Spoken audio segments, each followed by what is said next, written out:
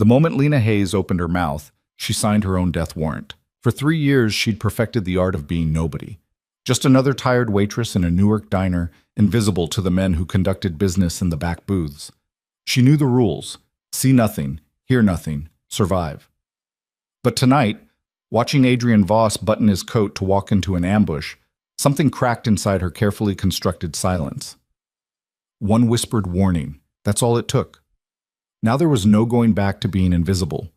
Because in his world, witnesses didn't retire. They disappeared. If you want to see how one moment of courage can shatter an entire life, stay with me until the end. Hit that like button and drop a comment with your city so I can see how far this story travels. The fluorescent lights above booth 7 had been flickering for 2 weeks. Lena kept meaning to tell Ray, the manager, but she never did. There was something almost comforting about that stuttering light, the way it turned everything beneath it into a series of snapshots instead of one continuous moment. Flicker. A man's hand wrapped around a coffee cup. Flicker. Steam rising from eggs that nobody was eating. Flicker. Empty smiles and full silences. Lena had worked at Mel's Diner for 3 years, 4 months, and 16 days. Not that she was counting, except she was. She counted everything. The number of times the door chimed when customers entered. The pattern of cracks in the tile floor that formed an accidental map of something that might have been Italy. The exact angle the cook held his spatula when he was hungover versus when he was sober. Details. They were her religion. She refilled coffee cups with practiced efficiency, her movements smooth and forgettable. That was the goal, to be so unremarkable that people looked through her like she was made of glass. It was safer that way. In a place like this, where the late-night clientele ranged from long-haul truckers to men who conducted business that never made it onto tax returns, being memorable was dangerous. More coffee, sweetheart. Lena's hand was already moving before the words fully registered. She'd learned to anticipate requests, to fulfill them before they became demands. The man in booth 3, Tommy something, came in Tuesdays and Fridays, always ordered the meatloaf, always left exactly 15%, nodded his thanks without looking at her. Perfect. She moved through her section like a ghost, collecting plates, wiping tables, existing in the margins of other people's lives. The diner had a rhythm to it, especially after midnight. The dinner rush faded into something slower, darker. The lighting seemed different, the shadows deeper. This was when the real business happened. Lena had learned to read the shifts in atmosphere the way sailors read the sky. She knew when to refill coffee and when to make herself scarce. She knew which conversations to interrupt and which to pretend she couldn't hear even when she was standing 3 feet away. Tonight felt off. She couldn't pinpoint why. The usual players were in their usual spots. The 2 men in booth 9 had been nursing the same pot of coffee for an hour, their conversation low and urgent. The guy at the counter kept checking his phone every 30 seconds, his knee bouncing a rhythm that suggested either cocaine or anxiety. Nothing out of the ordinary for Mel's after midnight. But something was wrong. Lena wiped down the same section of counter 3 times, her eyes tracking the room through her peripheral vision. That was another skill she'd developed, seeing without appearing to look. Direct eye contact invited interaction, questions, problems. Better to observe from the corners, to collect information in fragments and assemble it later. The door chimed. Adrian Voss walked in like he owned the place, which, according to the whispered conversations Lena pretended not to hear, he basically did. He owned a lot of places in Newark, a lot of people too. He wasn't what she'd expected the first time she'd seen him 6 months ago. No flashy suit, no gold chains, none of the obvious markers of street power. He wore simple clothes, dark jeans, a well-fitted coat, boots that cost more than her monthly rent but didn't announce it. His face was the kind you'd pass on the street without a second glance, which she suspected was entirely intentional. But there was something in the way he moved, the way the room reorganized itself around his presence. Conversations didn't stop, but they shifted. Postures changed. The 2 men in booth 9 straightened almost imperceptibly. The nervous guy at the counter suddenly found something fascinating on his phone screen. Adrian slid into booth 7. His booth. Always booth 7, always alone, always exactly 12:47 a.m. on Wednesdays. Lena approached with the coffee pot, her face arranged in the pleasant blankness she'd perfected. Coffee? Please. His voice was quiet, almost gentle. That was the thing that had surprised her most. He didn't sound like someone dangerous.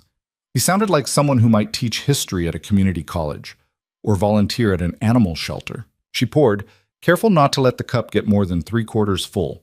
He liked room for cream, which he added himself in precise amounts. She'd never asked how he took his coffee. She'd simply observed and remembered. "The meatloaf tonight?" she asked, pulling out her pad even though she already knew the answer. "That'd be good." She wrote it down anyway, part of the performance of normalcy. As she turned to go, she caught movement through the front window. A van. Dark blue, maybe black. Hard to tell under the sodium streetlights. It was parked across the street, positioned so the side door faced the diner. She'd seen that van before. 3 times in the past week. Always late. Always in roughly the same spot. Her hand tightened around the coffee pot. She forced herself to keep walking, to submit the order to Marcus in the kitchen, to refill napkin dispensers and clear table 12 where a couple had just left. But her mind was cataloging details with the intensity of a court stenographer. The van. Wednesday before last, parked 2 blocks down. She'd noticed it because one of the taillights was out. Saturday, same van, same broken light, parked in the lot behind the dry cleaners. Monday, across from the bus stop near the corner of 5th and Brennan. And now here, tonight. When Adrian Voss was sitting in booth 7 like he did every Wednesday at 12:47 a.m., Lena's pulse was doing something complicated. She recognized the feeling. It was the same sensation she'd had the night she'd left Phoenix with nothing but a backpack and $300 in cash. The feeling that said, "Move now or regret it forever." She delivered the meatloaf to booth 7, set it down with the fork positioned at 4 o'clock the way Adrian preferred. "Anything else?" "I'm good, thanks." She should walk away, should go back to being invisible, should remember the rules that had kept her alive this long. Instead, she leaned in slightly, her voice barely above a whisper. "Don't leave through the front." Adrian's hand, reaching for his fork, stopped. His eyes lifted to hers. They were gray, she noticed, storm gray, the kind of gray that could be soft or sharp depending on the light. "What?" "The 2 men outside." She kept her voice steady, casual, as if she were just asking if he wanted ketchup. "They've been watching you. There's a van. I've seen it before. This isn't random." For a long moment, he just looked at her. She could see him recalibrating, reassessing. She'd been invisible to him for 6 months, furniture, wallpaper, and now she was something else entirely. "You sure?" His voice had changed, still quiet, but with an edge that hadn't been there before. "I noticed things." It wasn't an answer, but it was all she could offer. Adrian's jaw tightened. He glanced toward the window. His movement so subtle she might have imagined it. Then he looked back at her, and she saw the calculation happening behind his eyes. Trust or dismiss. Believe or ignore. "What's your name?" "Lena." "Lena." He said it like he was testing the weight of it. "How long have you been watching me?" "I don't watch you. I watch everyone." Something that might have been respect flickered across his face. "The back door through the kitchen?" "Locks from the outside after 10, but there's a window in the office big enough to fit through." "You've thought about this." "I think about everything." Adrian pushed his plate aside, the meatloaf untouched. He pulled out his wallet, placed 2 50s on the table, 5 times what the meal cost. "Show me." Lena's breath caught. This was the moment. The fork in the road. She could still step back, claim she'd made a mistake, retreat into invisibility, but the van was still outside. And whatever was about to happen would happen whether she helped or not. "Follow me. Not too close. Look like you're heading to the bathroom." She walked toward the back, past the swinging kitchen door, past the bathroom with its flickering exit sign. The office was barely more than a closet, a desk drowning in paperwork, a filing cabinet that hadn't closed properly in years, and one grimy window that overlooked the alley. Adrian appeared in the doorway seconds later. Up close, she could see the tension in his shoulders, the way his hand stayed near his coat pocket. She wondered what he was carrying there. "The window sticks," she said, moving to it. "You have to lift and push at the same time." "You've used it before." It wasn't a question. She didn't answer. Instead, she demonstrated, lifting the frame until it gave with a grudging squeal. Cold November air rushed in, carrying the smell of trash and rain. Adrian moved to the window, peering out. "Where does this lead?" Alley runs parallel to the main street. Left goes to Brennan Avenue, right to the parking garage. Both have exits that don't face the front. He turned to look at her, really look at her, like she was a puzzle he was trying to solve. Why are you helping me? I don't know. It was the truth. She'd broken her own rules, shattered the careful distance she'd maintained, and she genuinely didn't know why. Maybe she was tired of being invisible.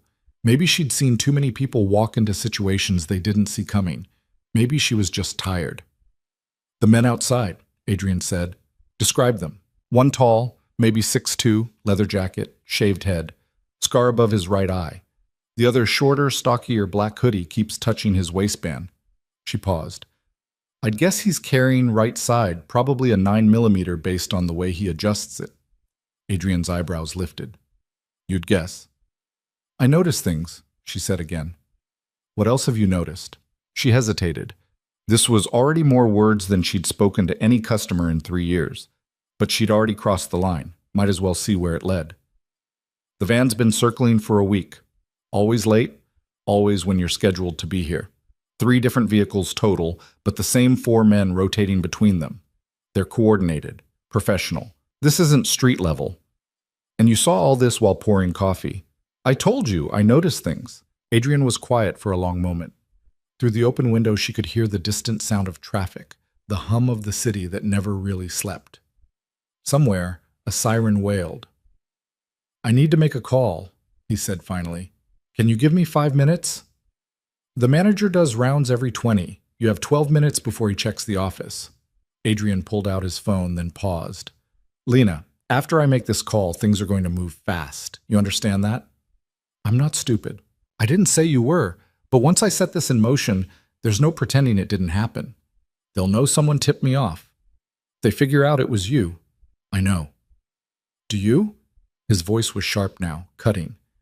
These aren't people who make empty threats. They're not going to rough you up a little and call it even. You understand what I'm saying? Lena met his eyes. I've been running from things my whole life. I'm tired of running. So yeah, I understand. Something shifted in his expression. Not quite a smile, but close. Okay then.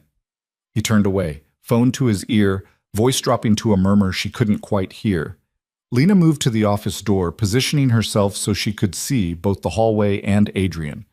Her heart was doing something athletic in her chest, but her hands were steady. This was insane. She knew it was insane.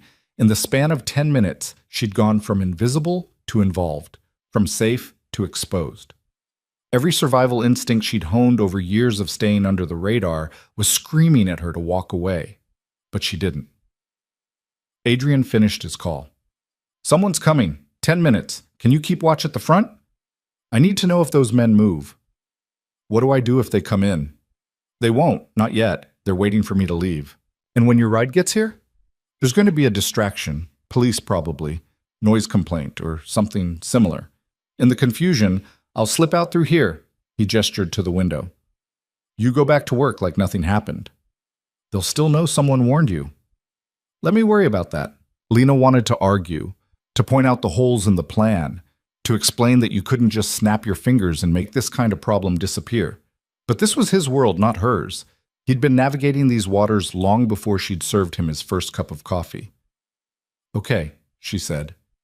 She made her way back to the dining area, picked up the coffee pot, resumed her rounds. Everything normal. Everything fine.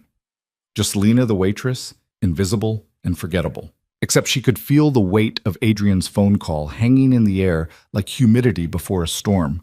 Whatever he'd set in motion was already moving. She could see it in the way the 2 men in booth 9 had gone still, their conversation dying mid-sentence. Could see it in the sudden tension of the nervous guy at the counter. Something had shifted. Something subtle but unmistakable. The van was still outside. Through the window, she could just make out the 2 men Adrian had described. The tall one was on his phone now, his posture rigid. The shorter one had moved to the driver's side, hand resting on the door handle.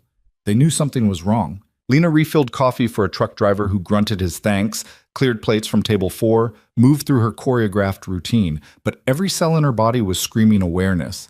She'd lived in survival mode for so long that hypervigilance was her default state.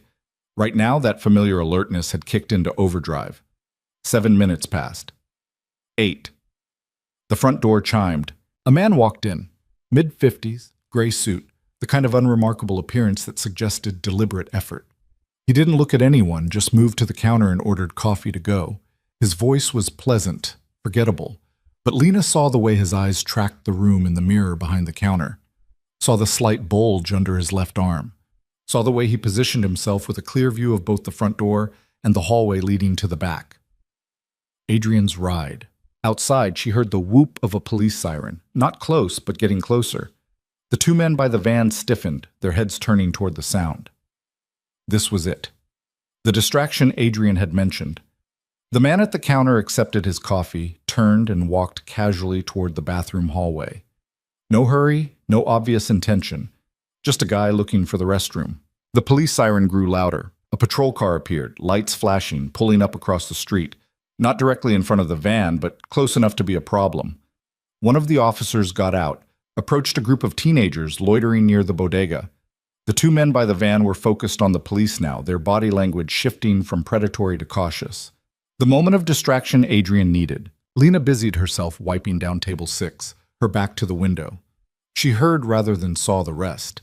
The soft squeal of the office window opening wider, the muffled sound of movement in the alley, the quiet slam of a car door somewhere out of sight. When she turned back to the window, the gray-suited man was walking past on the sidewalk, coffee in hand, heading toward a dark sedan parked 2 blocks down. No rush, nothing suspicious. Adrian was gone. The police finished their conversation with the teenagers, just a noise complaint, nothing serious, and got back in their patrol car. The two men by the van were conferring now, agitated. The tall one pulled out his phone, his gestures sharp and angry. They'd lost him. They knew it, and they were going to be looking for answers. Lena's shift ended at 2 a.m. She clocked out, grabbed her coat from the hook in the back, and stepped out into the November cold. The van was gone. So were the men. The street had returned to its usual late-night emptiness, a few cars passing, a homeless guy pushing a shopping cart, the distant thrum of the city's insomnia. She started walking toward the bus stop, her hands shoved deep in her pockets. The adrenaline was wearing off now, leaving behind a jittery exhaustion. She'd done it. She'd helped Adrian Voss escape whatever trap had been set for him, and somehow she was still alive. Halfway to the bus stop, a car pulled up beside her. The dark sedan she'd seen earlier. The passenger window rolled down, and the gray-suited man looked out at her. "Get in." It wasn't a request. Lena's first instinct was to run. But she was tired of running, tired of being afraid. And somewhere in the logical part of her brain, she knew that if they wanted to hurt her, they wouldn't have pulled up in a nice sedan with the passenger door politely open. She got in. Adrian was in the back seat. He looked the same as he had in the diner, calm, composed, like orchestrating escapes through office windows was just another Tuesday for him. "You okay?" he asked. "I'm in a car with people I don't know, driving to a place I don't recognize. I'm spectacular." A hint of a smile touched his lips. "Fair point. We're taking you somewhere safe, just to talk." "Talk about what?" "About why you helped me. About what you saw. About—" He paused, choosing his words carefully. "About whether you want to keep seeing things." "I don't understand." "You noticed the surveillance, tracked the pattern, made the connection. That's not luck, Lena. That's skill." He leaned forward slightly. "I'm not in the habit of trusting people, but you saved my life tonight. At minimum, I owe you an explanation. At maximum—" He shrugged. "We'll see." The car pulled into an underground parking garage, descended 2 levels, and parked near a service elevator.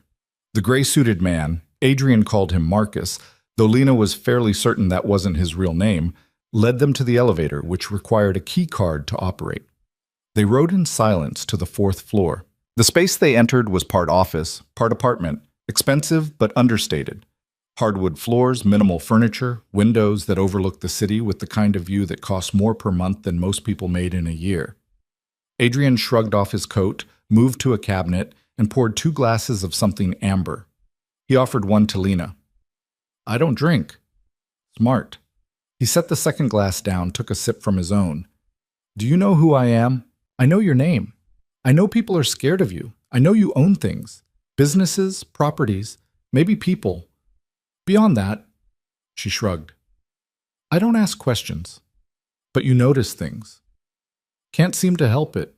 Adrian moved to the window, looking out at the glittering sprawl of Newark below. The men tonight weren't random. They were sent by someone who wants me gone. Someone who knows my routines, my schedules, my vulnerabilities. Someone close to you. Yeah. He turned back to her. The problem is, I don't know who. I have maybe a dozen people in my inner circle, and any one of them could be the leak. I can't trust my own security, my own advisors, which means I need someone from the outside. Someone no one knows about. Someone invisible, Lena said quietly. Exactly. You want me to spy for you. I want you to do what you already do. Watch, notice, document. You've already proven you're good at it. Better than good. You spotted a pattern that my own people missed. Lena walked to the window, stood beside him, looked out at the city. Somewhere down there was her studio apartment with its leaking faucet and broken heater. Her life of minimum wage and maximum invisibility. Safe but small. Predictable but suffocating. What happens if I say no? She asked. Nothing. I'll have Marcus drive you home, make sure you get inside safely. You go back to your life. What happened tonight never happened. You just let me walk away after I know all this? Adrian looked at her, his expression serious. You helped me when you didn't have to. You took a risk, a stupid, dangerous risk, to warn someone you didn't even know. That tells me something about who you are. So yeah, if you want to walk away, you walk away. No consequences. But you don't think I will. I think you're here instead of running. I think you got in the car when you could have bolted. I think... He paused. I think you're tired of being invisible. And I'm offering you a chance to be something else. Lena was quiet for a long moment. Below them, the city pulsed with light and life. All those people living their small, safe existences. She could go back to that, should go back to that. But Adrian was right. She was tired. Tired of shrinking herself. Tired of pretending not to see what was right in front of her. Tired of being afraid. If I do this, she said slowly, I need to know what I'm getting into. Who you really are. What you really do. Fair. Adrian spent the next hour laying it out for her. The truth without varnish. He ran a network of businesses, some legitimate, some occupying the gray areas of legal commerce. He had connections to organized crime, though he insisted he wasn't part of any traditional family structure. He facilitated deals, moved money, provided services that existed in the margins between legal and illegal. He didn't pretend to be a good guy. He was honest about the violence that sometimes accompanied his world, the moral compromises, the people who'd been hurt. But he also explained his rules. No drugs, no human trafficking, no harm to civilians unless absolutely necessary for survival. I'm not asking you to like what I do, he said. I'm asking if you can work with it. Because if you say yes to this, there's no room for moral righteousness. You'll see things that aren't pretty, things that might keep you up at night. I already don't sleep well, Lena said. Why not? Because I spent 2 years living with a man who used me as a punching bag. Because I ran away with nothing and spent 6 months sleeping in my car. Because I learned that safety is an illusion and the only person you can trust is yourself. She met his eyes. I've already seen things that aren't pretty, Adrian. I've already lived through things that keep me up at night. So don't assume I'm some fragile flower who can't handle reality. Adrian studied her for a long moment. Okay then, here's what I'm offering. You keep working at the diner. That's your cover. But you also start documenting everything you see. Patterns, faces, conversations, anything that seems off. I'll teach you what to look for, how to compile information without drawing attention. In exchange, I pay you. Well, enough that you won't have to worry about rent or groceries or whether your car will start. And when you find out who's trying to kill you, what then? Then we deal with it, and you decide if you want to keep working with me or go back to your regular life. With all the things I'll know about you, about your business, like I said, Lena, you helped me tonight when you didn't have to. That bought you trust. Rare thing in my world. He extended his hand. So what do you say? Want to stop being invisible? Lena looked at his hand. This was the moment, last chance to retreat, to choose safety over significance. She reached out and shook his hand. His grip was firm, warm. Okay, she said. I'm in. Good. Adrian released her hand, moved to a desk in the corner, and pulled out a phone. New, still in the packaging. This is yours, encrypted. Use it only to contact me or Marcus. Don't take personal calls on it. Don't use it for anything except our work. He handed it to her, along with a thick envelope. 5,000. First payment. There will be more when you deliver useful information. Lena stared at the envelope. She'd never held that much cash at once in her life. I haven't done anything yet. You saved my life. That's worth more than 5,000. But consider it an advance. Incentive to take this seriously. Marcus appeared in the doorway. We should get her home. Sun's coming up in a few hours. The drive back to her apartment was quiet. Lena sat in the back seat, the encrypted phone and envelope of cash heavy in her bag, watching the city blur past. Everything felt surreal, like she'd stumbled into someone else's life by mistake.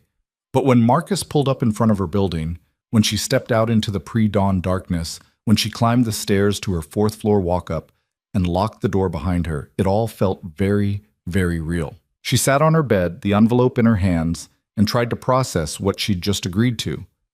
She was going to spy on dangerous people for a man who lived outside the law. She was going to deliberately step into the kind of danger she'd spent years avoiding. She should be terrified. Instead, for the first time in 3 years, she felt alive. Lena pulled out the phone Adrian had given her, turned it on. One message was waiting. Tomorrow night, same time. We start planning. Get some sleep. She set the phone aside, lay back on her bed, and stared at the ceiling. The first hints of dawn were creeping through her window, painting everything in shades of gray. Sleep seemed unlikely. But tomorrow night, tonight really, just hours away, she'd return to the diner. She'd pour coffee and clear plates and be invisible. Except now she'd be watching, really watching. And somewhere in the patterns of behavior, the fragments of conversation, the small inconsistencies most people missed, she'd find the truth. Someone wanted Adrian Voss dead. And Lena Hayes, the invisible waitress from Newark, was going to figure out who.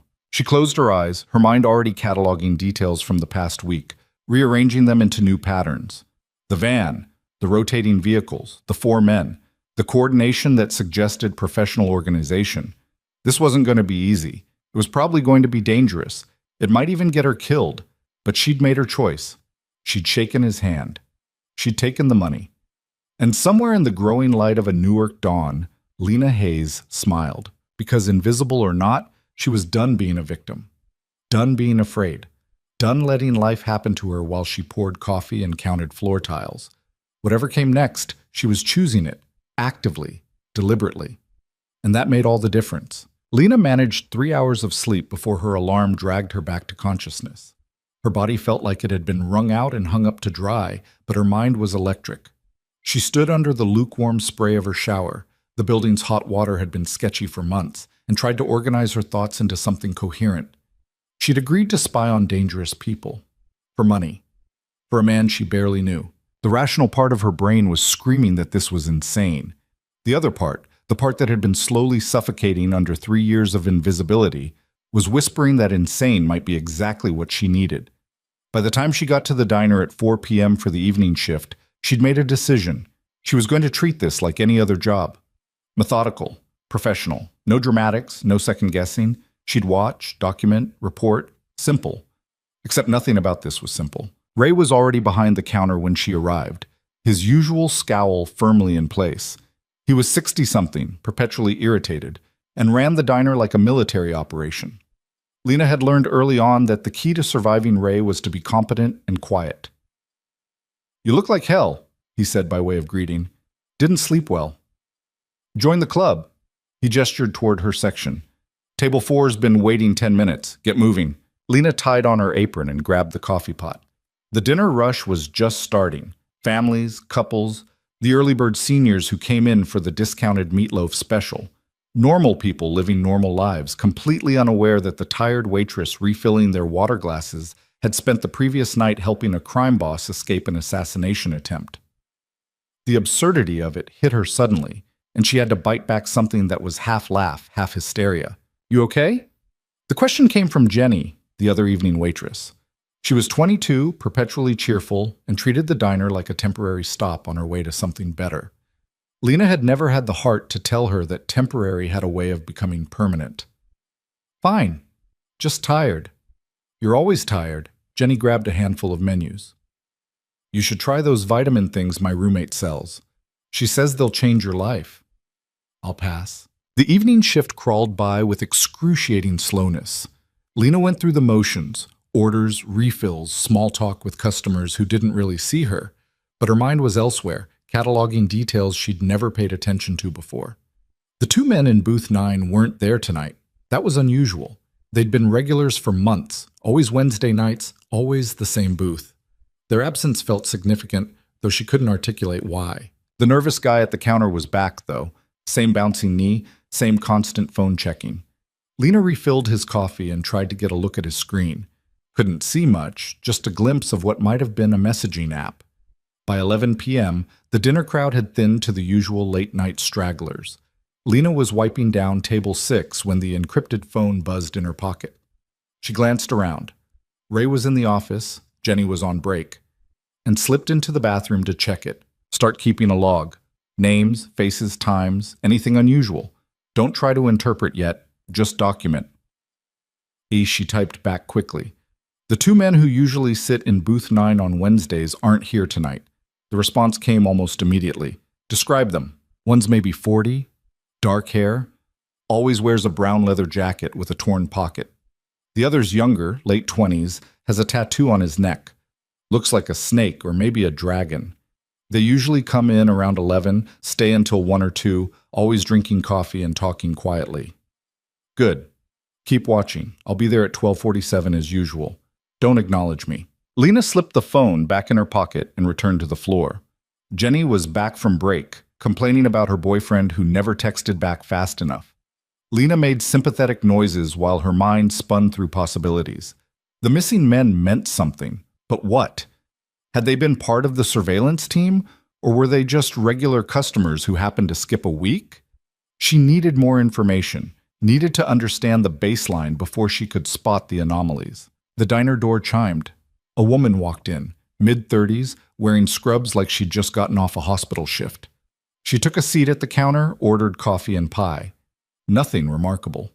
Lena served her and moved on. But 5 minutes later, the same woman pulled out her phone and made a call. Her voice was low, but Lena's hearing was sharp from years of eavesdropping on conversations she wasn't supposed to hear. At the diner now? Yeah, he's not here yet. The regular time, I think. No, just me. She said to keep it subtle. Lena's pulse kicked up. She moved to refill napkin dispensers, positioning herself within earshot. I know, but if he doesn't show, we need a backup plan. Marcus is getting nervous. A pause. Fine, I'll wait another hour. But if this is a waste of time, I'm done. I didn't sign up for... She lowered her voice even further. We'll talk about it later. I have to go. Lena's hands were shaking slightly as she set down the napkin dispenser. The woman in scrubs was watching someone, waiting for someone. And she'd mentioned Marcus. Was it the same Marcus who worked for Adrian, or a different Marcus entirely? Common enough name, but the coincidence felt wrong, too convenient. Lena pulled out her phone, pretended to check a text, and snapped a quick photo of the woman. The angle was bad, mostly profile, slightly blurry, but it was something. By the time Adrian walked in at 12:47, Lena had compiled a mental list of observations that made her stomach tight with anxiety. The woman in scrubs was still there, her attention sharpening the moment Adrian appeared. 2 new customers had arrived 20 minutes ago, men in their 30s sitting separately but both with clear sightlines to booth 7. And outside, parked in the same spot the van had occupied last night, was a dark sedan with tinted windows. This wasn't over. Whatever Adrian had escaped last night was still in motion. She approached his booth with the coffee pot, careful to keep her expression neutral. Coffee? Please. She poured, set down a menu. The meatloaf's good tonight. I'll take it. As she turned to go, Adrian's voice stopped her. Actually, could I get some extra napkins? It was code. Had to be. They hadn't discussed codes, but the request was unusual enough to be deliberate.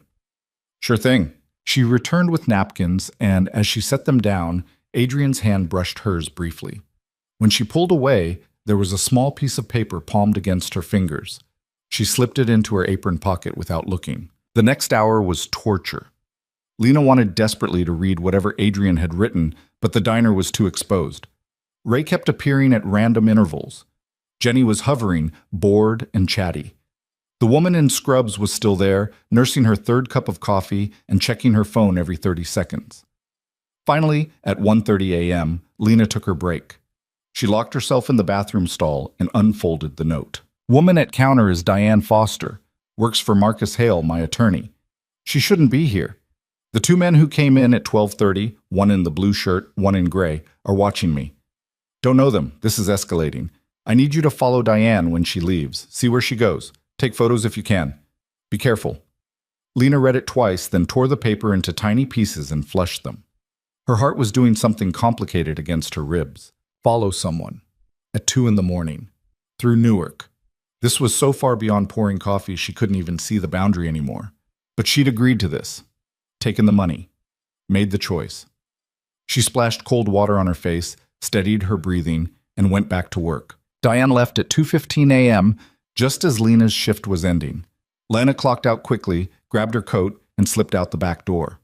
The alley was dark, smelling of garbage and old rain. She moved to the corner, peered around.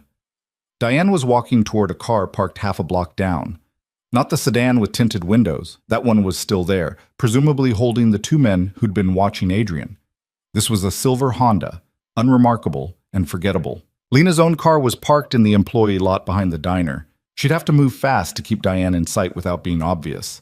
She ran to her car, a 15-year-old Toyota with a busted passenger window and an engine that sounded like it was auditioning for a death metal band. It started on the third try, which was better than usual. She pulled out of the lot just as Diane's Honda turned left onto Brennan Avenue. Following someone in a car was harder than it looked in movies. Lena had to stay close enough to keep Diane in sight, but far enough back not to be obvious. She switched lanes randomly, let another car get between them, tried to look like someone just heading home from a late shift. Diane drove for 20 minutes, heading into a neighborhood Lena didn't recognize. Nice houses. Trees lining the streets, the kind of area where people had alarm systems and neighborhood watch programs. The Honda pulled into the driveway of a 2-story colonial with white siding and black shutters. Lights were on inside. Diane sat in the car for a moment, then got out and walked to the front door. Before she could knock, the door opened. A man stood silhouetted in the doorway, tall, well-dressed, even at this hour. Lena couldn't make out his features from this distance, but something about his posture suggested authority. They spoke briefly. Diane gestured, clearly agitated. The man put a hand on her shoulder, said something that made her tense further. Then they both went inside. Lena pulled out the encrypted phone and took several photos. The house, the address number visible on the mailbox, the Honda's license plate, the general area. She was trying to get a better angle when the front door opened again. Both Diane and the man stepped out onto the porch, and in the light spilling from inside, Lena finally got a clear look at his face. Her breath caught. She knew him, not personally, but she'd seen him before. Multiple times, actually. He came into the diner sometimes, always during Adrian's usual Wednesday visits. Always sat in a different section, never interacted directly, but he was there, watching. And Adrian had mentioned him by name earlier. Marcus Hale, the attorney. Lena took more photos, her hands steadier now, despite the adrenaline flooding her system. This was it. This was the connection Adrian needed. His own attorney, meeting with a surveillance operative in the middle of the night. A light flicked on in a window upstairs. Lena's instincts screamed at her to leave. She'd gotten what she came for. Staying longer was just asking to get caught. She put the car in gear and drove away slowly, carefully, like she had every right to be on this street at 3 in the morning. She didn't breathe properly until she was back on the main road, heading toward her apartment. Her hands were shaking now, the post-adrenaline crash hitting hard. She pulled into a 24-hour gas station, parked under the fluorescent lights, and sent the photos to Adrian with a brief message. Diane met with a man at this address. I've seen him at the diner before. Tall, expensive suit, always comes in during your Wednesday visits, but sits in different sections. The response came within seconds. That's Marcus Hale, my attorney. Send me everything you have on him. Every time you've seen him, what he ordered, who he talked to, how long he stayed, everything. Lena closed her eyes, leaning her head back against the car seat. This was bigger than she'd realized. Not just an outside threat trying to take Adrian down, but someone from inside his own circle. someone he trusted. She started typing, reconstructing weeks of observations she'd filed away without knowing they'd matter. Marcus had been coming to the diner for at least 2 months, maybe longer. Always Wednesdays. Always positioned where he could watch Adrian without being in direct sightline. Sometimes he made phone calls. Once, she'd seen him taking photos with his phone angled toward booth 7. She'd thought nothing of it at the time. People took photos in restaurants all the time. Food, ambiance, selfies. But now, recontextualizing that memory through the lens of surveillance, it became something else entirely. He's been watching you for months, she typed. Every Wednesday. Sometimes he brings a laptop, pretends to work. But he's always positioned to see you. And 3 weeks ago, he met with the 2 men who usually sit in booth 9. They had coffee together at a different diner across town. I saw them when I was running errands on my day off. She hit send before she could second-guess the admission that she'd been watching these people even on her own time. That probably made her sound obsessive, or paranoid, or both. Adrian's response, "You're sure it was them?" Positive. The older one has a very specific way of drinking coffee. 3 sugars, no cream, and he stirs exactly 8 times. I notice patterns. Meet me tomorrow, 3 p.m. Address attached. We need to talk in person. An address followed. Lena plugged it into her phone's GPS, a building downtown near the business district. Legitimate enough to have a street address, which meant this wasn't some abandoned warehouse situation. Small comfort. She drove home as dawn was breaking, the city transitioning from night to day in shades of gray and gold. Her apartment felt smaller than usual when she let herself in, the walls pressing close. She was exhausted, but too wired to sleep. Instead, she opened her laptop, an ancient thing that took 5 minutes to boot up, and started a document. Everything she'd observed about Marcus Hale. Dates, times, behaviors, patterns. Then she expanded it to include Diane Foster, the 2 missing men from booth 9, the woman in scrubs, everyone who'd registered as even slightly off in the past few months. By the time she finally collapsed into bed at 9 a.m., she had 17 pages of single-spaced observations.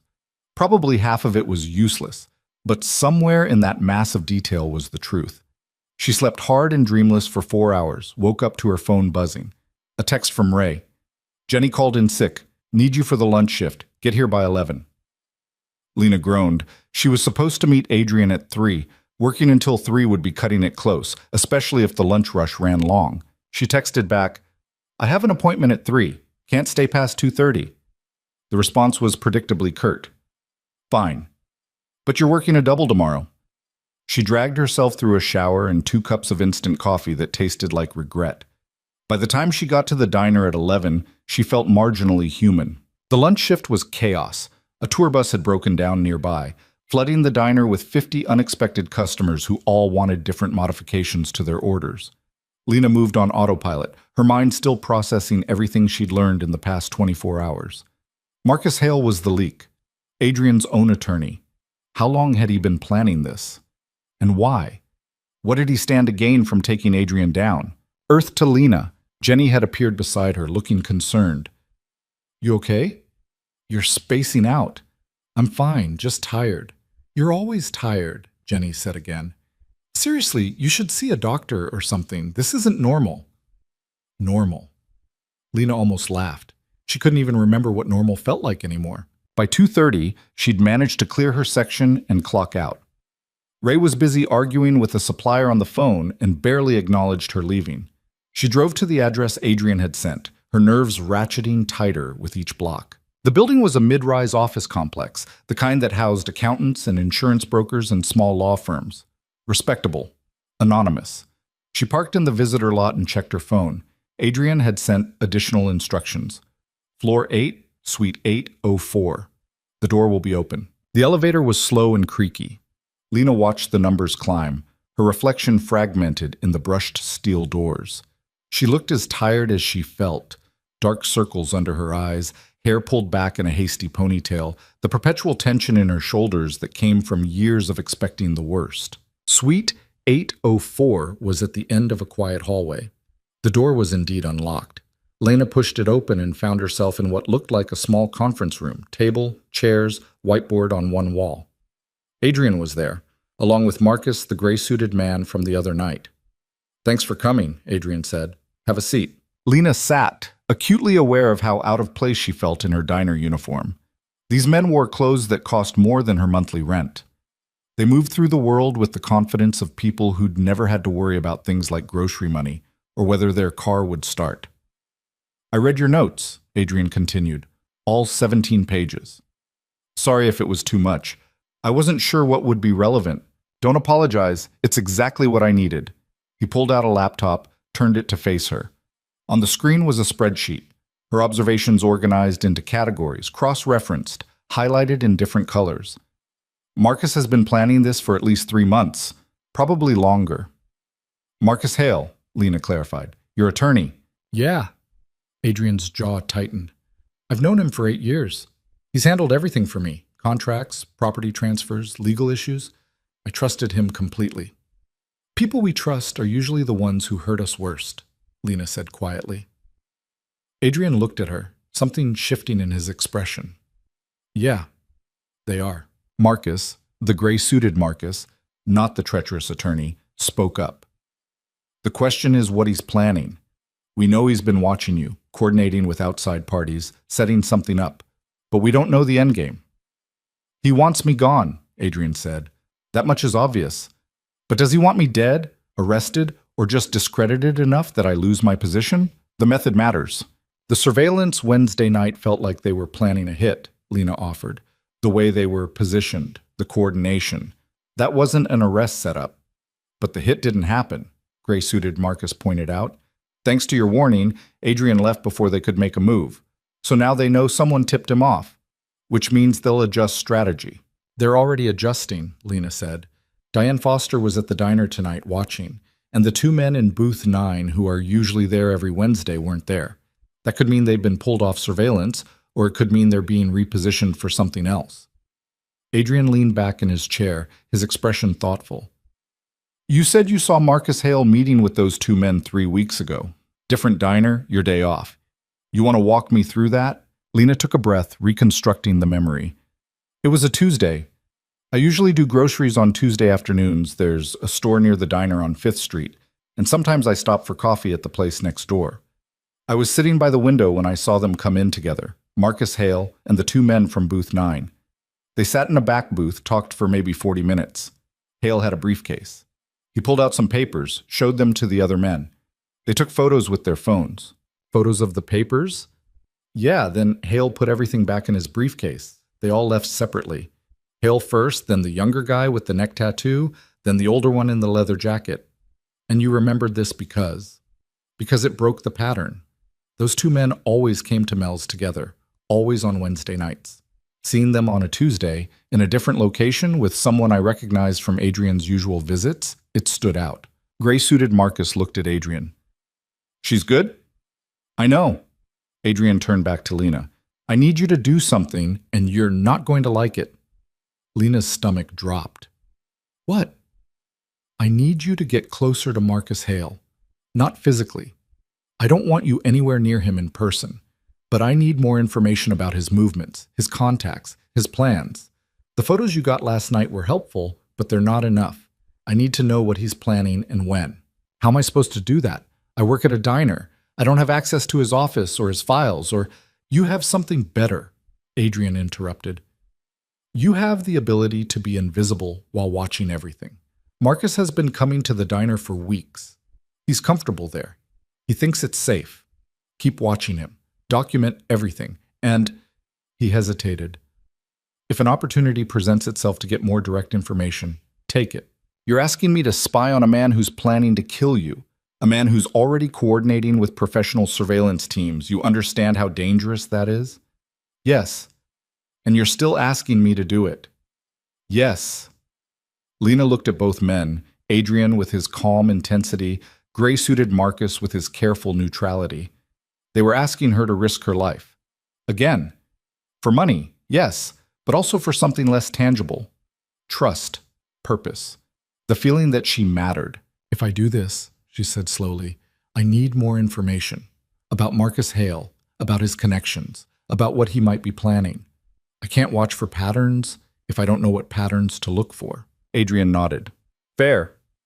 He spent the next 30 minutes laying out everything he knew about Marcus Hale. His background as a corporate attorney who'd transitioned into representing clients in gray area businesses, his connections to several criminal organizations, his reputation for being both brilliant and ruthless.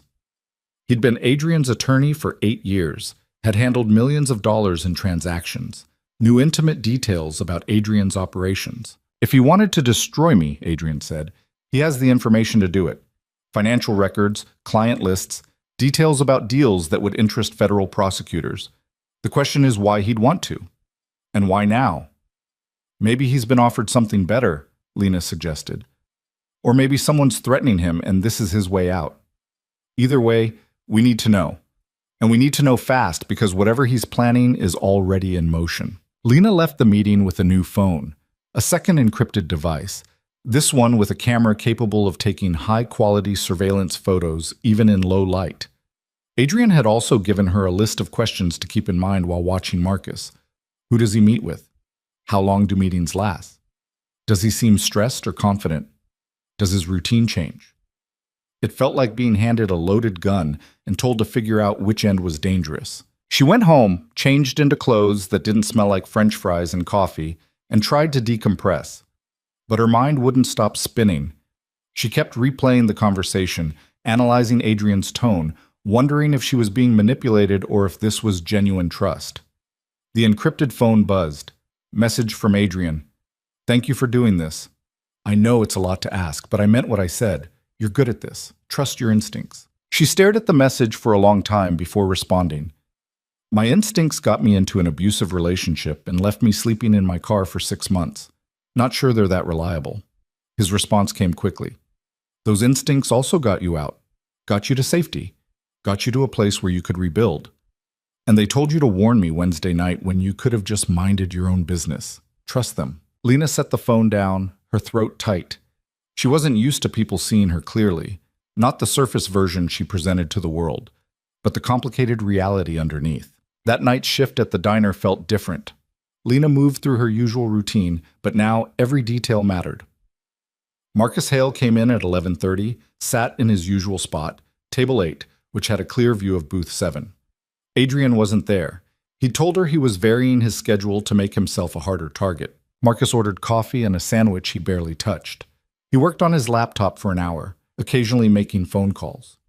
Lena refilled his coffee 3 times, each time getting a little closer, trying to catch glimpses of his screen. On the 3rd refill, she managed to see part of an email.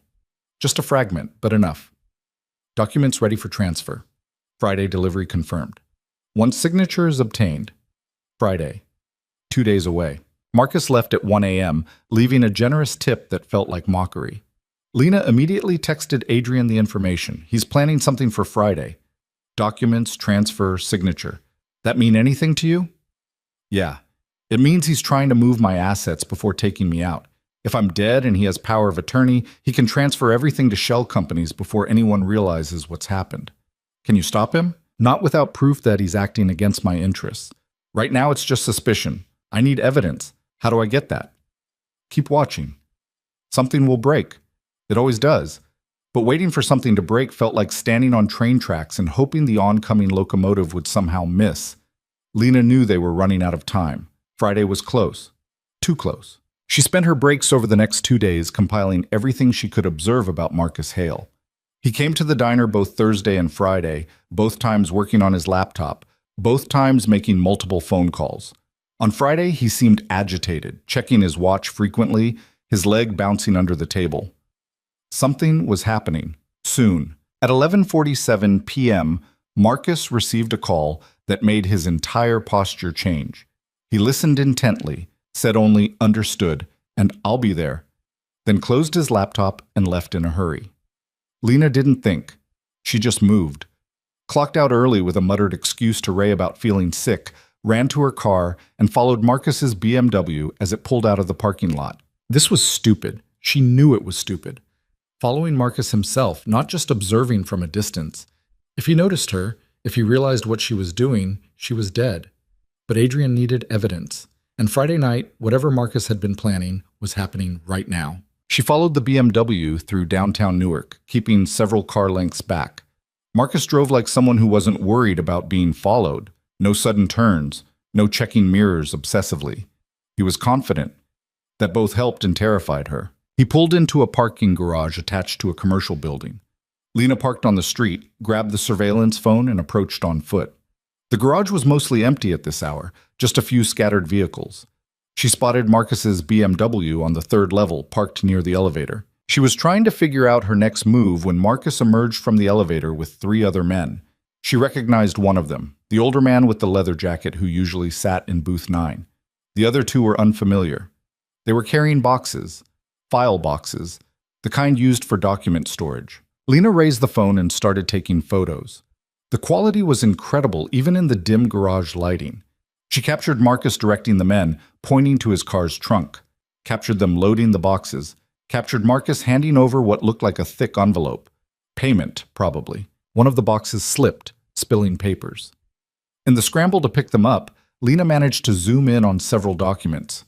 She couldn't read most of it from this distance, but she could see Adrian's signature on multiple pages. Forged documents. Had to be.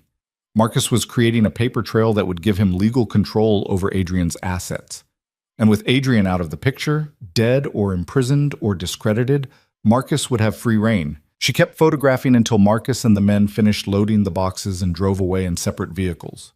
Then she ran back to her car, her hands shaking so badly she could barely get the key in the ignition. She sent everything to Adrian, every photo, every detail of what she'd witnessed. His response was a single word: perfect. Lena drove home through empty streets, her heart still racing. She'd done it. She'd gotten the evidence Adrian needed. Proof of forgery, proof of conspiracy, proof of betrayal. Now came the hard part, figuring out what to do with it. Lena didn't go home. The adrenaline was still screaming through her system, making her hands shake and her thoughts race too fast to catch. She drove aimlessly through Newark's empty streets, past closed storefronts and flickering streetlights, trying to process what she'd just done. She'd followed Marcus Hale, photographed him committing crimes, documented evidence that could either save Adrian's life or get her killed. The encrypted phone buzzed. Adrian, where are you? Driving. Couldn't go home yet. Come to the office. Same building as before. We need to talk. It's almost 1 a.m. I know what time it is. Come anyway. She drove to the building downtown, parked in the empty lot. The lobby was locked, but Adrian was waiting inside. He buzzed her through without a word. The elevator ride to the 8th floor felt longer than before. When the doors opened, Adrian was standing there, still in the same clothes from earlier, but looking like he hadn't slept in days. Gray-suited Marcus was there too, along with 2 other men Lena didn't recognize. Show us, Adrian said. Lena pulled out the surveillance phone, handed it over. Adrian connected it to a laptop and projected the images onto the wall-mounted screen. The photos she'd taken in the parking garage appeared in high resolution, Marcus directing his crew, the file boxes, the spilled documents, the envelope of cash. Can you zoom in on this one? Adrian pointed to the image showing the scattered papers. Gray-suited Marcus worked the controls. The image expanded, sharpened. Even Lena could read some of the text now. Property transfer documents, power of attorney forms, financial statements, all bearing what appeared to be Adrian's signature. He's been forging my signature for months, Adrian said quietly. His voice was calm, but Lena could hear the fury underneath. Setting up shell corporations, transferring assets piece by piece. If I'd died Wednesday night, no one would have questioned any of this. It would have looked like I'd planned my own succession. Except you didn't die, one of the unfamiliar men said. He was older, maybe 60, with silver hair and the kind of face that suggested he'd seen everything twice. So now Marcus has a problem. He's got all these documents ready to go, but the signature they need to verify against is still attached to a living person who can dispute them, which means he needs to accelerate, gray-suited Marcus added. Either kill Adrian before anyone looks too closely at the paperwork, or discredit him so thoroughly that his claims of forgery won't be believed. Adrian turned to Lena. You took a huge risk tonight, following him directly, getting that close. If he'd seen you, I know. She cut him off. But you needed proof. Surveillance from a distance wasn't going to cut it anymore. Still, you could have been killed. I could have been killed Wednesday night when I warned you. I could have been killed Thursday when I followed Diane Foster. At this point, I'm already in too deep to worry about could have been. She met his eyes. So, what do we do with this? Go to the police? The silver-haired man laughed, but there was no humor in it. The police? Half of Marcus's shell corporations are probably fronts that some cops are invested in. We go to the authorities with this, it'll disappear into bureaucracy before we can blink. Then what? Lena asked. We have evidence of forgery, conspiracy, probably attempted murder. What good is it if we can't use it? Adrian was quiet for a moment, studying the images on the screen. We don't need the police. We need Marcus to know we have this. We need him to understand that his plan is blown and his options are limited. You want to confront him? Lena's voice went up slightly. That seems like a good way to get everyone in this room killed. Not confront, inform. There's a difference. Adrian pulled out his phone, typed something, showed it to gray-suited Marcus. Send him this. From an untraceable number, just the photos and one line, we know everything. That's it? Lena said. That's your plan? Send him threatening texts? It's not a threat. It's information. Marcus is smart. He'll understand what it means. He'll know his forgeries are documented, his crew is photographed, his whole operation is exposed, and he'll have to decide whether to cut his losses or double down.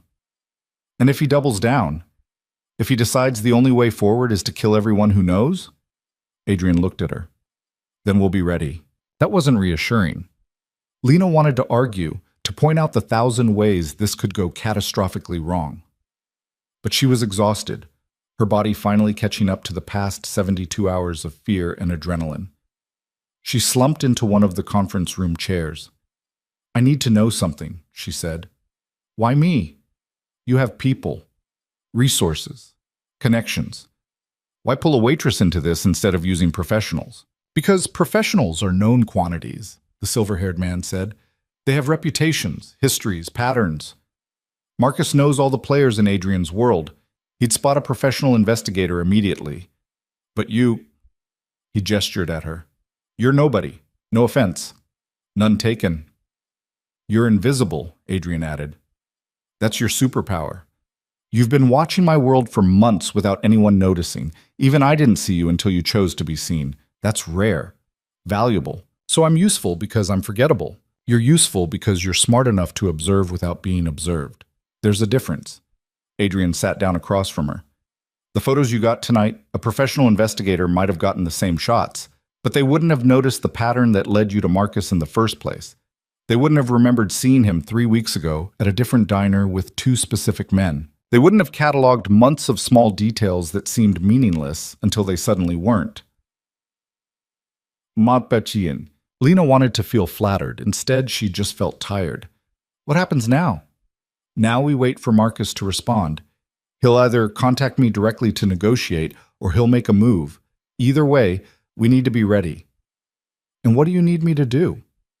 Keep your head down. Don't go to work for the next few days. Call in sick. Stay somewhere Marcus wouldn't think to look for you. We have a safe location you can use. I can't just disappear. Ray will fire me. I need that job. I'll pay you 10 times what you make at the diner. More if necessary. But you can't be at Mel's right now. It's too exposed. Marcus knows you work there. If he connects you to the surveillance, he'll kill me. Lena finished the sentence. Yeah, I got that part. Gray-suited Marcus had sent the message. He showed his phone to Adrian, who nodded. It's done. Now we wait. The safe location turned out to be a furnished apartment in a secured building across town. It was nicer than anywhere Lena had ever lived. Actual heat, hot water that worked, windows that didn't let in drafts. There was food in the fridge, clean towels in the bathroom, a bed with sheets that smelled like fabric softener. It felt like a cage wrapped in luxury. Lena tried to sleep but couldn't. She paced the apartment, checked the encrypted phone every 5 minutes, jumped at every sound from the hallway. Being invisible had always meant being in control of her own safety.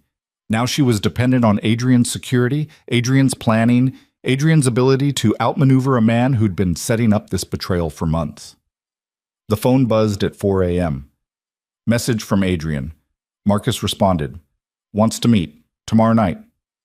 Where? Neutral location. He suggested the warehouse district near the port. I countered with a public restaurant. He agreed. That seems too easy.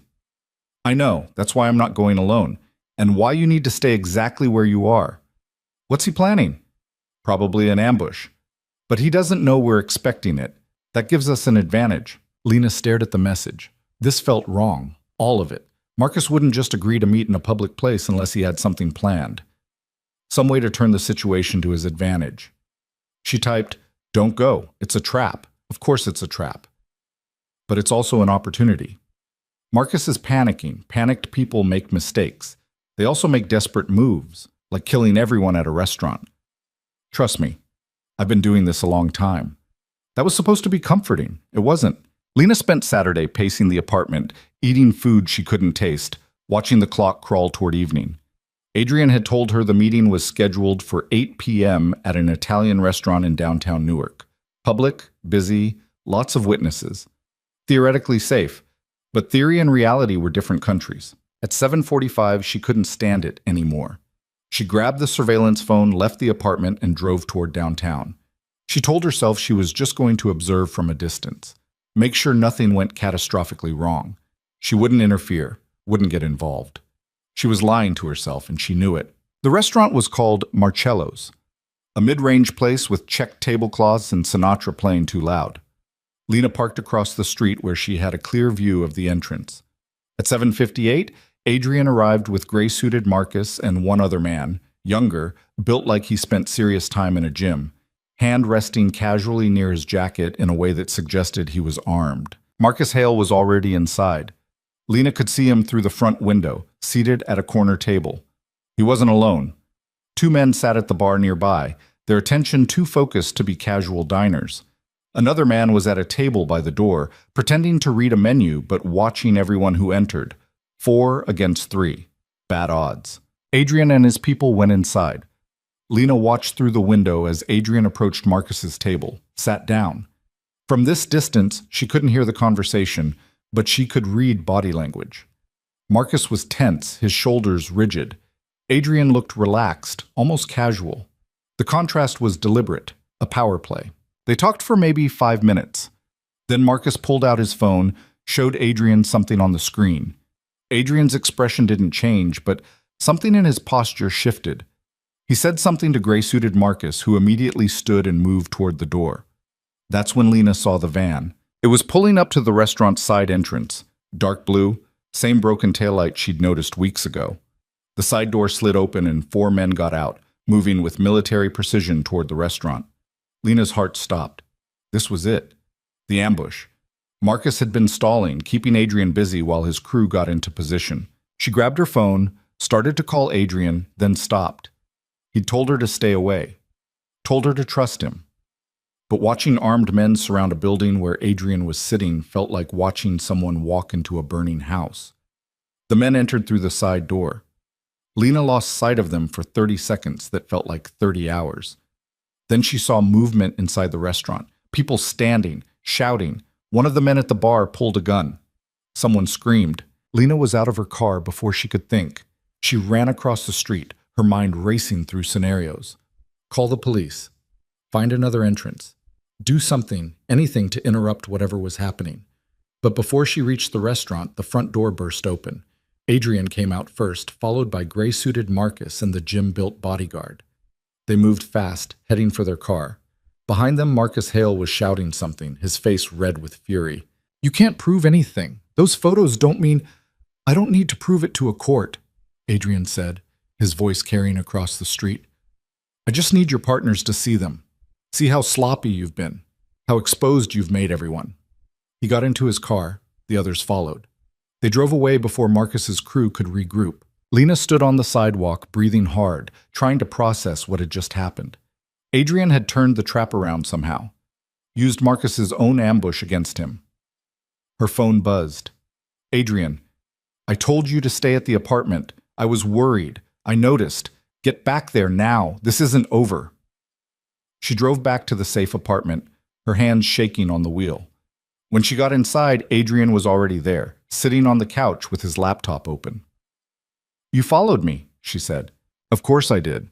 You're predictable when you're worried." He didn't look up from the screen. "But I appreciate the concern. What happened in there? I saw the van, saw the men. Marcus thought he had us cornered. What he didn't know is that we'd contacted his partners before the meeting. Sent them the same photos we sent him, along with some additional documentation about how his sloppiness was putting everyone at risk. Adrian finally looked up. Marcus isn't working alone. He's part of a larger organization.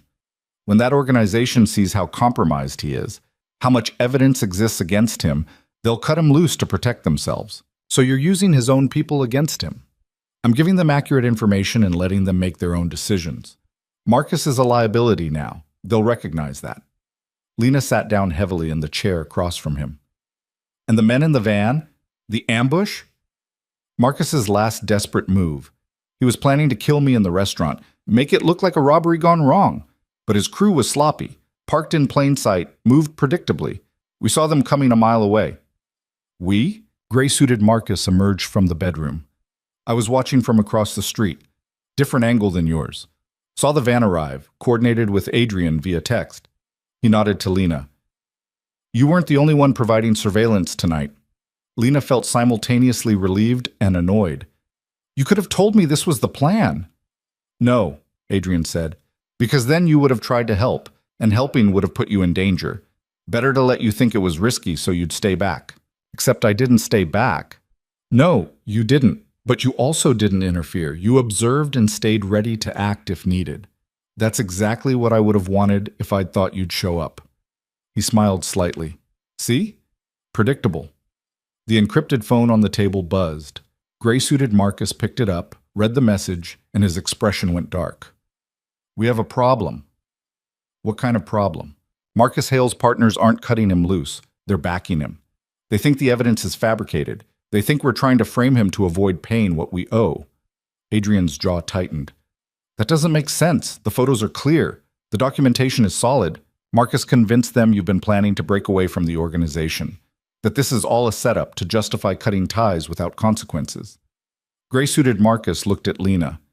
And he's got people asking questions about a certain waitress who's been seen with you. He's building a narrative that you're a planted operative.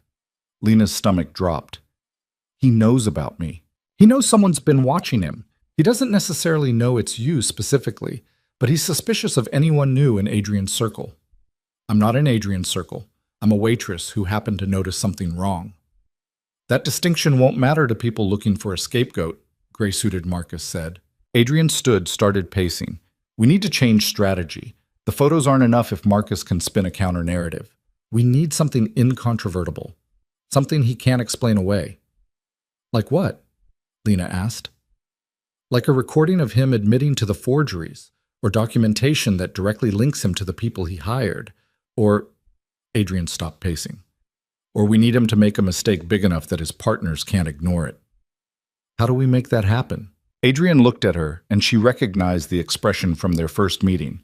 The calculation, the weighing of risk versus reward. You're not going to like this, he said. I haven't liked anything about the past week. Tell me anyway. I need you to meet with Marcus, directly. Wear a wire, get him talking. If he thinks you're someone he can turn, someone who might feed him information about me, he'll open up. Lena laughed, a sharp sound with no humor in it. You want me to walk into a room with a man who's trying to kill you and convince him I'm on his side, while wearing a wire. That's your plan. It's the fastest way to get what we need. It's also the fastest way to get me killed. I'll have people outside, close enough to intervene if things go wrong. If things go wrong, I'll be dead before they can get through the door. Adrian didn't deny it. You're right, it's dangerous. Probably the most dangerous thing I could ask you to do. And if you say no, I'll understand. We'll find another way. Lena stood, walked to the window. Outside, Newark sprawled in the darkness, millions of lights marking millions of lives. Somewhere out there, Marcus Hale was planning his next move.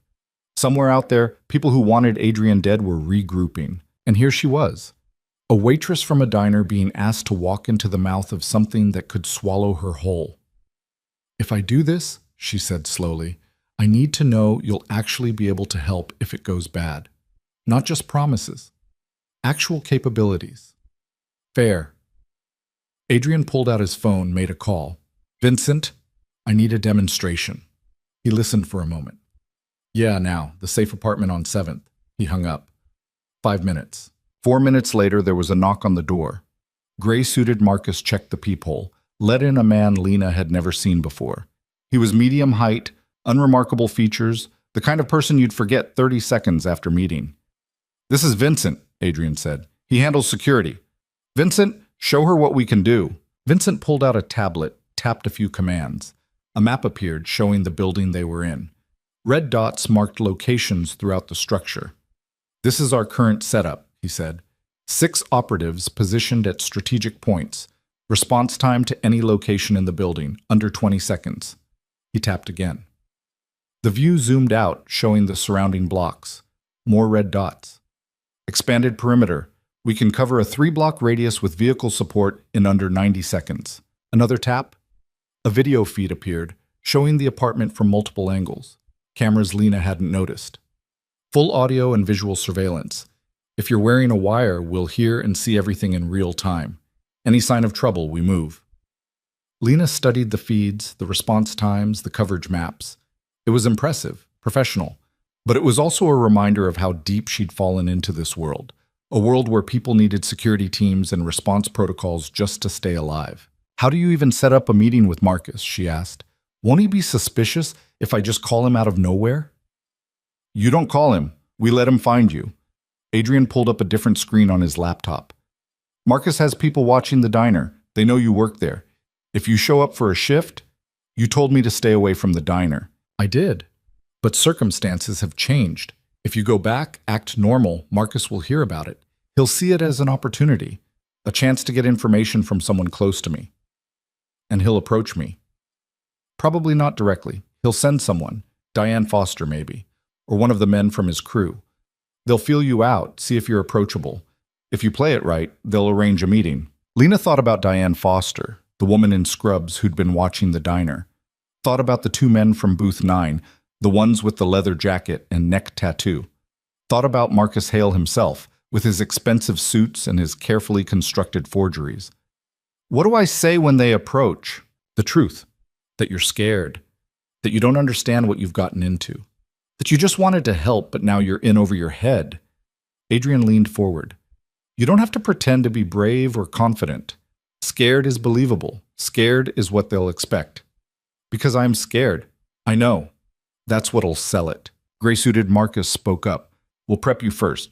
Run through scenarios, teach you how to guide a conversation without being obvious about it. How to get Marcus talking about specifics.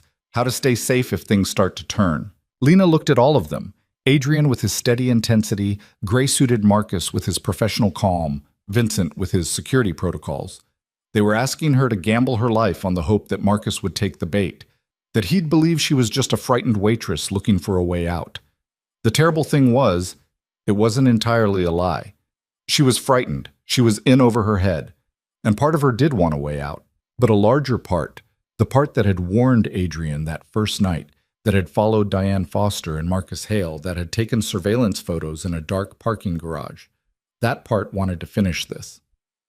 Okay, she said, I'll do it. Adrian exhaled and she realized he'd been holding his breath. Thank you. Don't thank me yet. Save it for after I survive whatever this turns into. They spent the rest of the night prepping.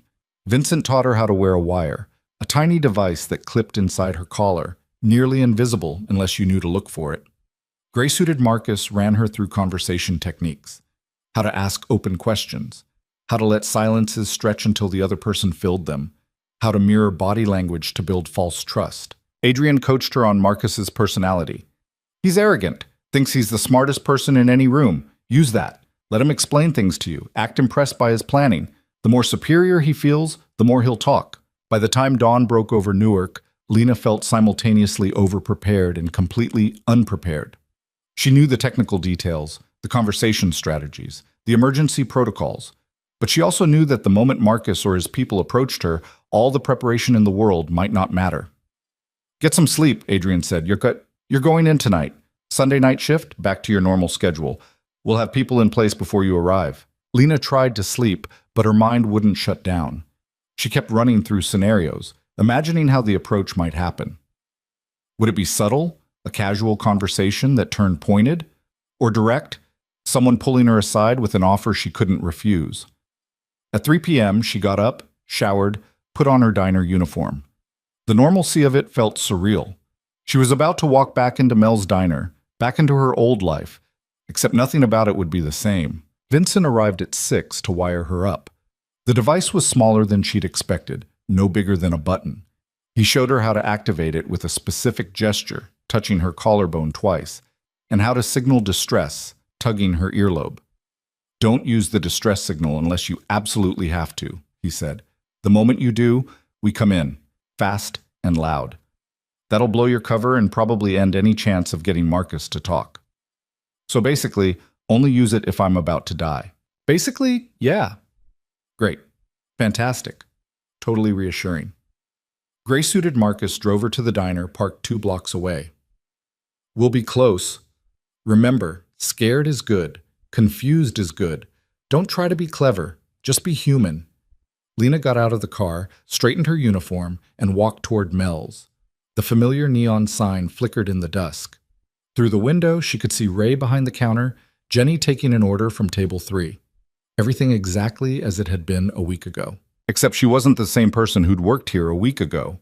That Lena had been invisible by choice, hiding from a world that had hurt her.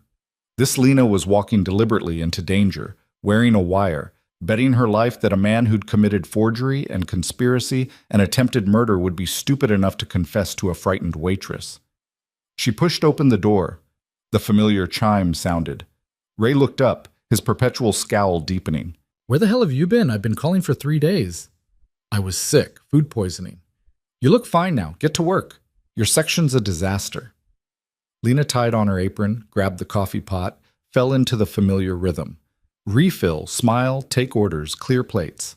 The muscle memory of it was almost comforting. Almost. But her senses were hyper-alert, tracking every customer, every movement, looking for the approach she knew was coming. It happened at 10:47 p.m. Diane Foster walked in, still wearing scrubs like she'd just gotten off shift. She sat at the counter, ordered coffee. When Lena brought it over, Diane looked at her with an expression that was almost sympathetic. "Tough week?" she asked. "You could say that. I heard you were sick." "Food poisoning. Happens." Diane sipped her coffee, watching Lena over the rim. "You work here long?" "Few years." "Must see a lot. Late nights like this." Lena's pulse kicked up. This was it. The opening. "I mostly keep my head down. Don't pay attention to things that aren't my business." Smart policy, but sometimes things become your business whether you want them to or not. Diane set down her coffee. "Like when you help the wrong person." Lena froze, the coffee pot suddenly heavy in her hand. "I don't know what you're talking about." "I think you do. You warned Adrian Voss last Wednesday night, told him not to leave through the front door. That warning cost some people a lot of money. Don't bother lying. We know it was you." Diane's voice was quiet but firm. "Question is, why'd you do it? You working for him or just stupid?" Lena looked around the diner. Jenny was at the far end, taking an order. Ray was in the back, no one paying attention.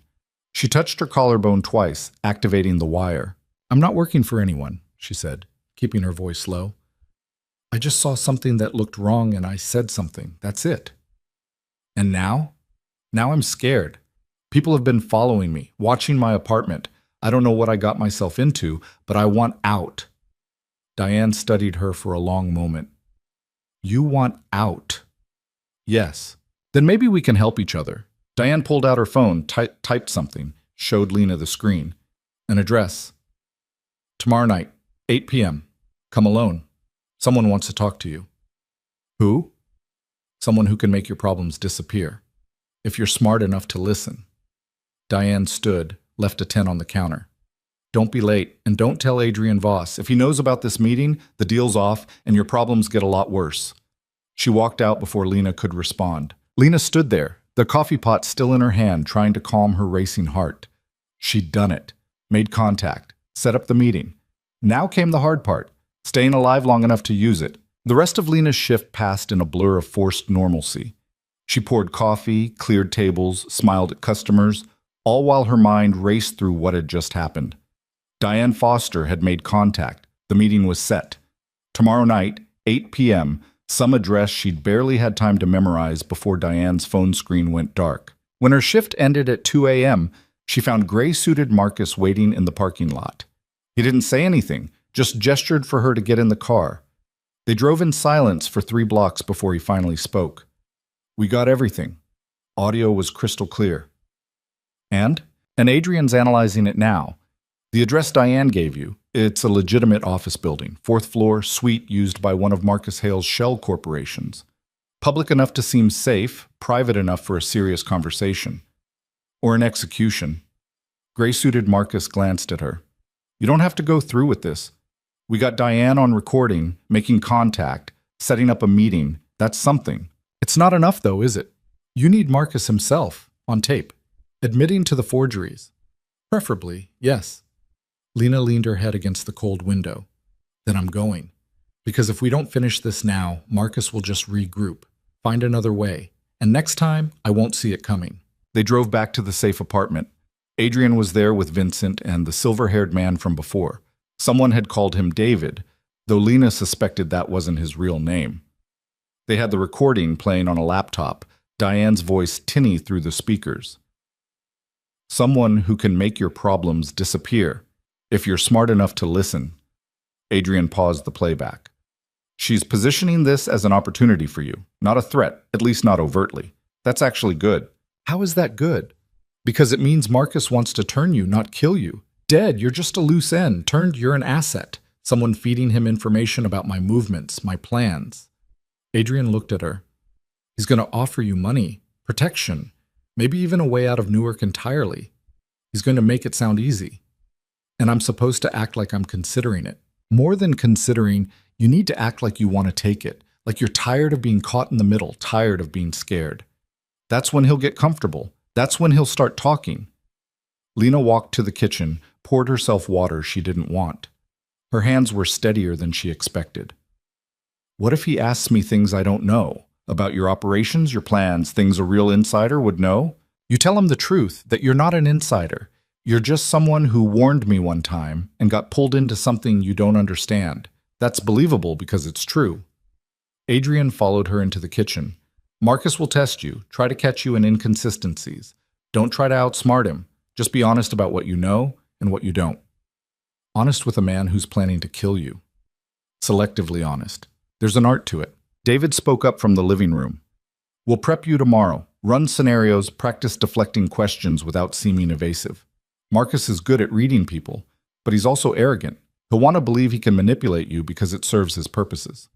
Lena drank her water, set down the glass. I need to sleep, or try to. What time tomorrow? Noon, Adrian said. That gives us 7 hours to prepare before you need to leave. 7 hours to learn how to lie convincingly to a man who'd been lying professionally for years.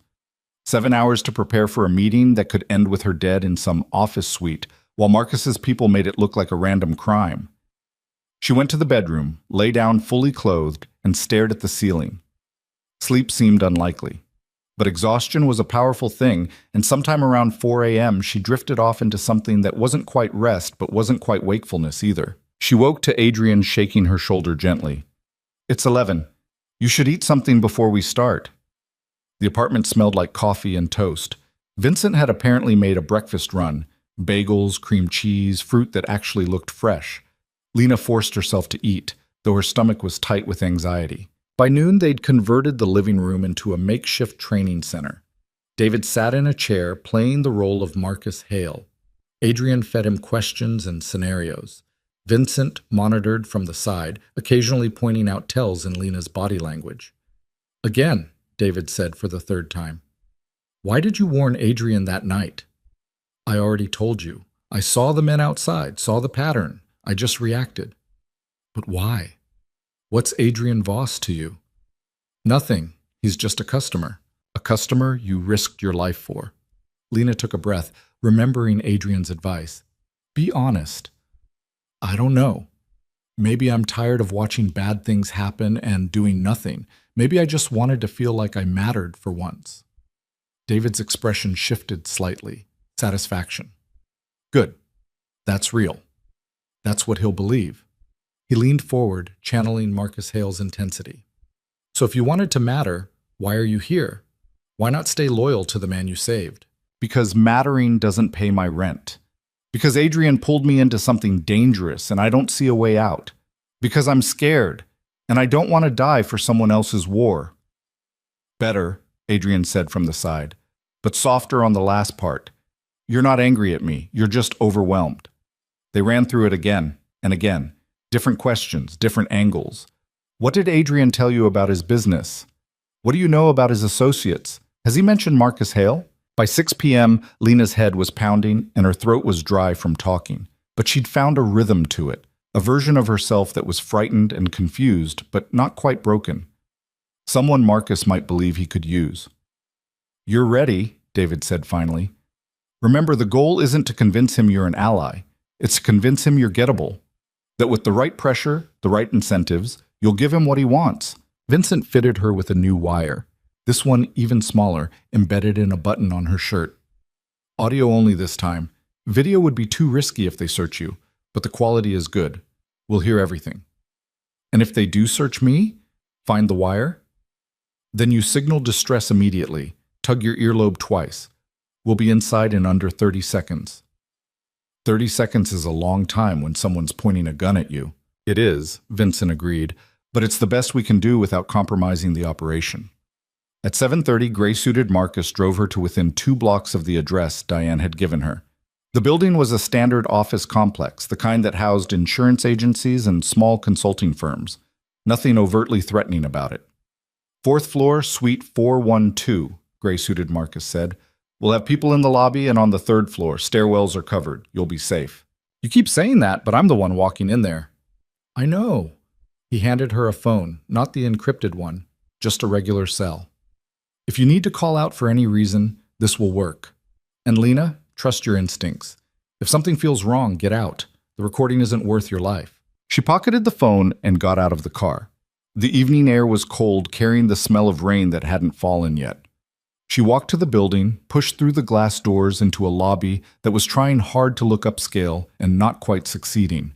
The elevator was slow. She watched the numbers climb, 2, 3, 4. The doors opened onto a hallway with cheap carpet and fluorescent lighting. Suite 412 was at the end. Lena's hand was steady as she knocked. She'd gone past fear into something colder, more focused. Whatever happened in the next hour would happen. All she could do was play her role and hope Adrian's security team was as good as they claimed. The door opened. Diane Foster stood there, no longer in scrubs.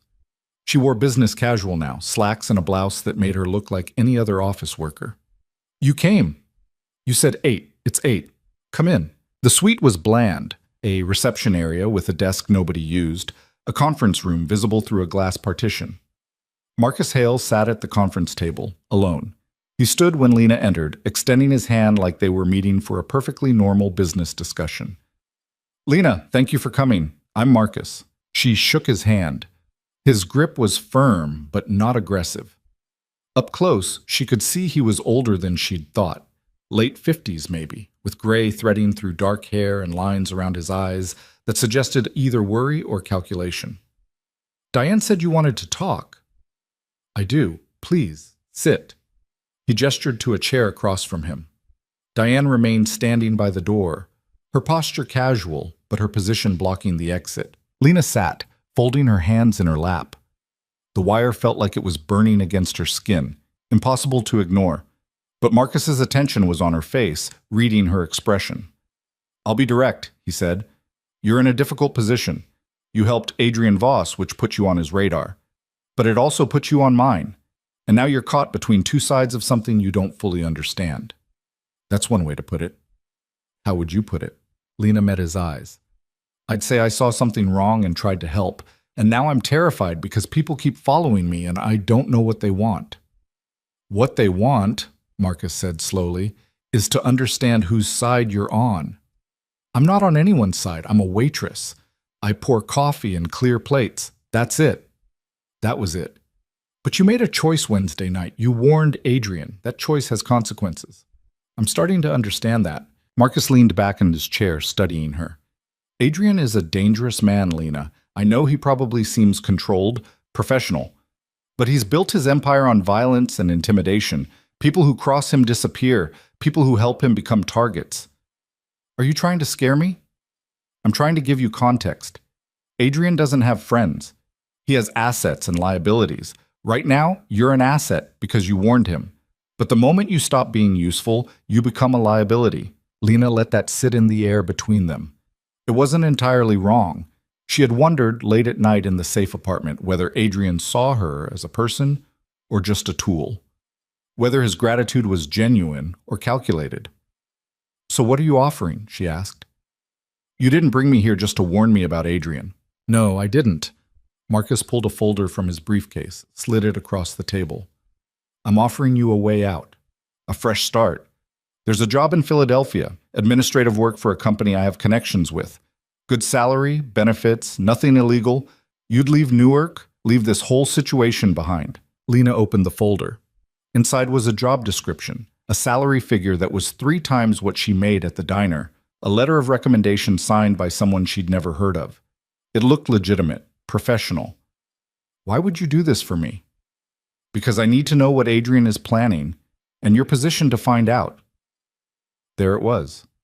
The real offer. The job was bait. The fresh start was leverage, but what Marcus actually wanted was information. "You want me to spy on him?" "I want you to pay attention, the same way you paid attention Wednesday night when you noticed the pattern. Adrian trusts you now, at least partially. He's pulled you into his circle. All I need is for you to remember what you see and hear. That's all." "And if I say no?" Marcus's expression didn't change, but something cold flickered in his eyes. "Then you're choosing Adrian's side, and when this is over, when Adrian falls, which he will, you'll fall with him. Federal charges, probably. Conspiracy, accessory to racketeering. You'll spend the next decade in prison. You'd frame me. I'd present accurate information to prosecutors about your involvement with Adrian's criminal enterprise. You warned him about surveillance, helped him evade capture. That's conspiracy. That's a felony." Lena's throat was tight. This was the threat she'd expected, but hearing it laid out so calmly made it real. Marcus wasn't bluffing.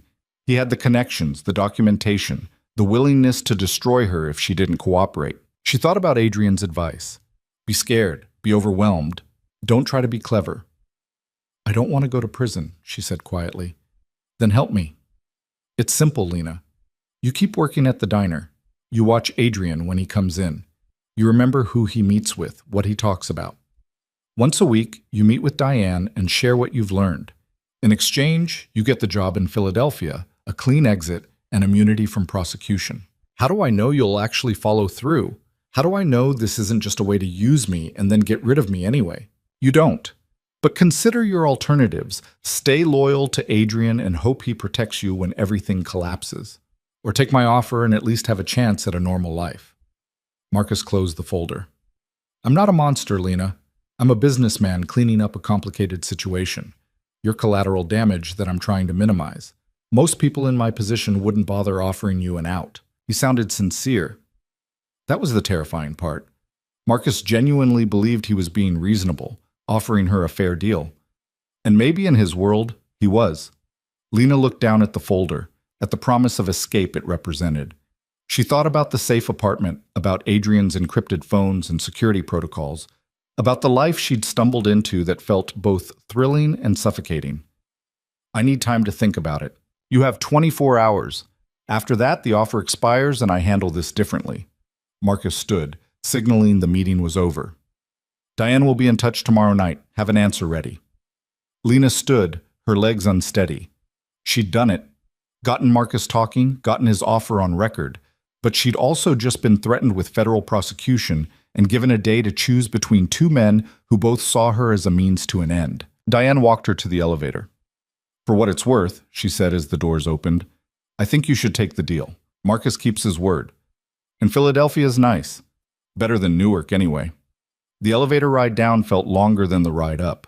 Lena stepped out into the lobby, walked past the security desk where one of Adrian's people sat pretending to read a newspaper, and pushed through the glass doors into the night. Gray-suited Marcus was waiting where he'd dropped her off. She got in the car without speaking. He drove 2 blocks, pulled into a parking garage, and only then did he ask, "You okay?" "I got it.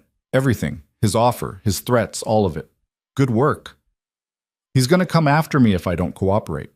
Federal charges, conspiracy, the whole thing." "He's bluffing. Marcus doesn't have the kind of connections with federal prosecutors that he's claiming." "How do you know?" Because we've been monitoring his communications for the past week. He's got local cops on his payroll, maybe a few state officials, but federal? He's exaggerating to scare you. Well, it worked. They drove back to the safe apartment. Adrian was waiting with Vincent and David, all of them gathered around the laptop. When Lena walked in, Adrian looked up, and something in his expression made her chest tight. "You did great," he said. "Everything we needed, and more." She sat down heavily on the couch. "He offered me a job in Philadelphia. Fresh start, good salary, complete exit from this whole mess. In exchange for information about me." "Yeah." "Are you considering it?" The question hung in the air. Lena realized that everyone in the room was watching her, waiting for her answer. She thought about the life Marcus was offering, safe, normal, far away from wires and surveillance and men who solved problems with violence. She thought about the life she had now, minimum wage, broken heater, perpetual fear that her past would catch up to her. And then she thought about Wednesday night, about choosing to speak instead of staying silent, about the way it felt to matter, to use her abilities for something beyond survival. "No," she said. "I'm not considering it." Adrian exhaled. "Good, because we've got him." He played back the recording. Marcus's voice filled the apartment, laying out his offer, his threats, his admission that he was framing evidence against Adrian. It was damning, clear, exactly what they needed. "This proves conspiracy," David said. "Proves he's been manipulating documentation, threatening witnesses, attempting to frame Adrian for crimes. Combined with the photos Lena got in the parking garage and the other evidence we've compiled, it's airtight." "So what do we do with it?" Lena asked. Adrian exchanged glances with David and gray-suited Marcus. "That's the complicated part. We can't go to the police. Marcus has too many of them compromised. We can't go to federal prosecutors without a contact we can trust. And cultivating that takes time we don't have. So we're back where we started. Evidence, but no way to use it. Not quite." Adrian pulled up a different file on his laptop. "Marcus has partners, people he works with in the larger organization. They've been backing him because they believe his story, that I'm the problem, that I'm trying to break away and avoid my obligations. But if they hear this recording, hear him threatening a civilian with false federal charges, see the evidence of forgery, they'll cut him loose," Lena finished. "More than that, they'll hold him accountable. Marcus has been sloppy, arrogant, convinced he's smarter than everyone. That kind of behavior makes organizations nervous. It draws attention, creates exposure. If we give them proof that Marcus is a liability, they'll handle him for you?" "Exactly." Lena thought about what that meant, about Marcus facing consequences from people who operated outside the legal system. It wouldn't be a trial or prison sentence. It would be something more final. "You're going to get him killed." "I'm going to give accurate information to people who need to make their own decisions about risk management."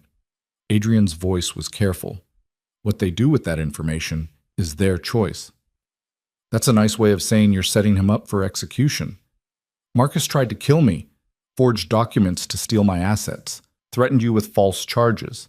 He made choices that have consequences. I'm just making sure those consequences happen." There was a logic to it, a cold calculation that made sense in Adrian's world. But Lena couldn't quite reconcile it with the version of justice she'd grown up believing in. The idea that you presented evidence and let courts decide. That punishment came through legal channels, not private vengeance. "You don't have to be part of this next step," Adrian said, reading her expression. "You've done enough. More than enough. We have what we need. You can walk away now." "To where?" "Marcus gave me 24 hours to make a decision. When I don't show up tomorrow night with an answer, Diane's going to know something's wrong. We'll handle Diane and Marcus. You'll be safe." "How can you promise that?" "Marcus has resources, connections. Even if his partners turn on him, what's to stop him from coming after me anyway? Out of spite or revenge or just to tie up loose ends?" Vincent spoke up. "Because in 24 hours, Marcus Hale is going to have much bigger problems than one waitress who can't identify him. We're not just sending the recordings to his partners. We're sending them to everyone he's tried to screw over in the past year, every deal he's manipulated, every person he's threatened, every organization he's stolen from. By tomorrow night, Marcus won't have time to think about you because he'll be too busy running." Lena looked at all of them. Adrian with his quiet intensity, gray-suited Marcus with his professional calm, Vincent with his security expertise, David with his silver hair and knowing eyes. They'd built a trap for Marcus Hale, and she'd been the bait that made it work. "When do you send it?" she asked. "Tomorrow morning, 8 a.m. By the time Marcus realizes what's happening, the information will already be everywhere.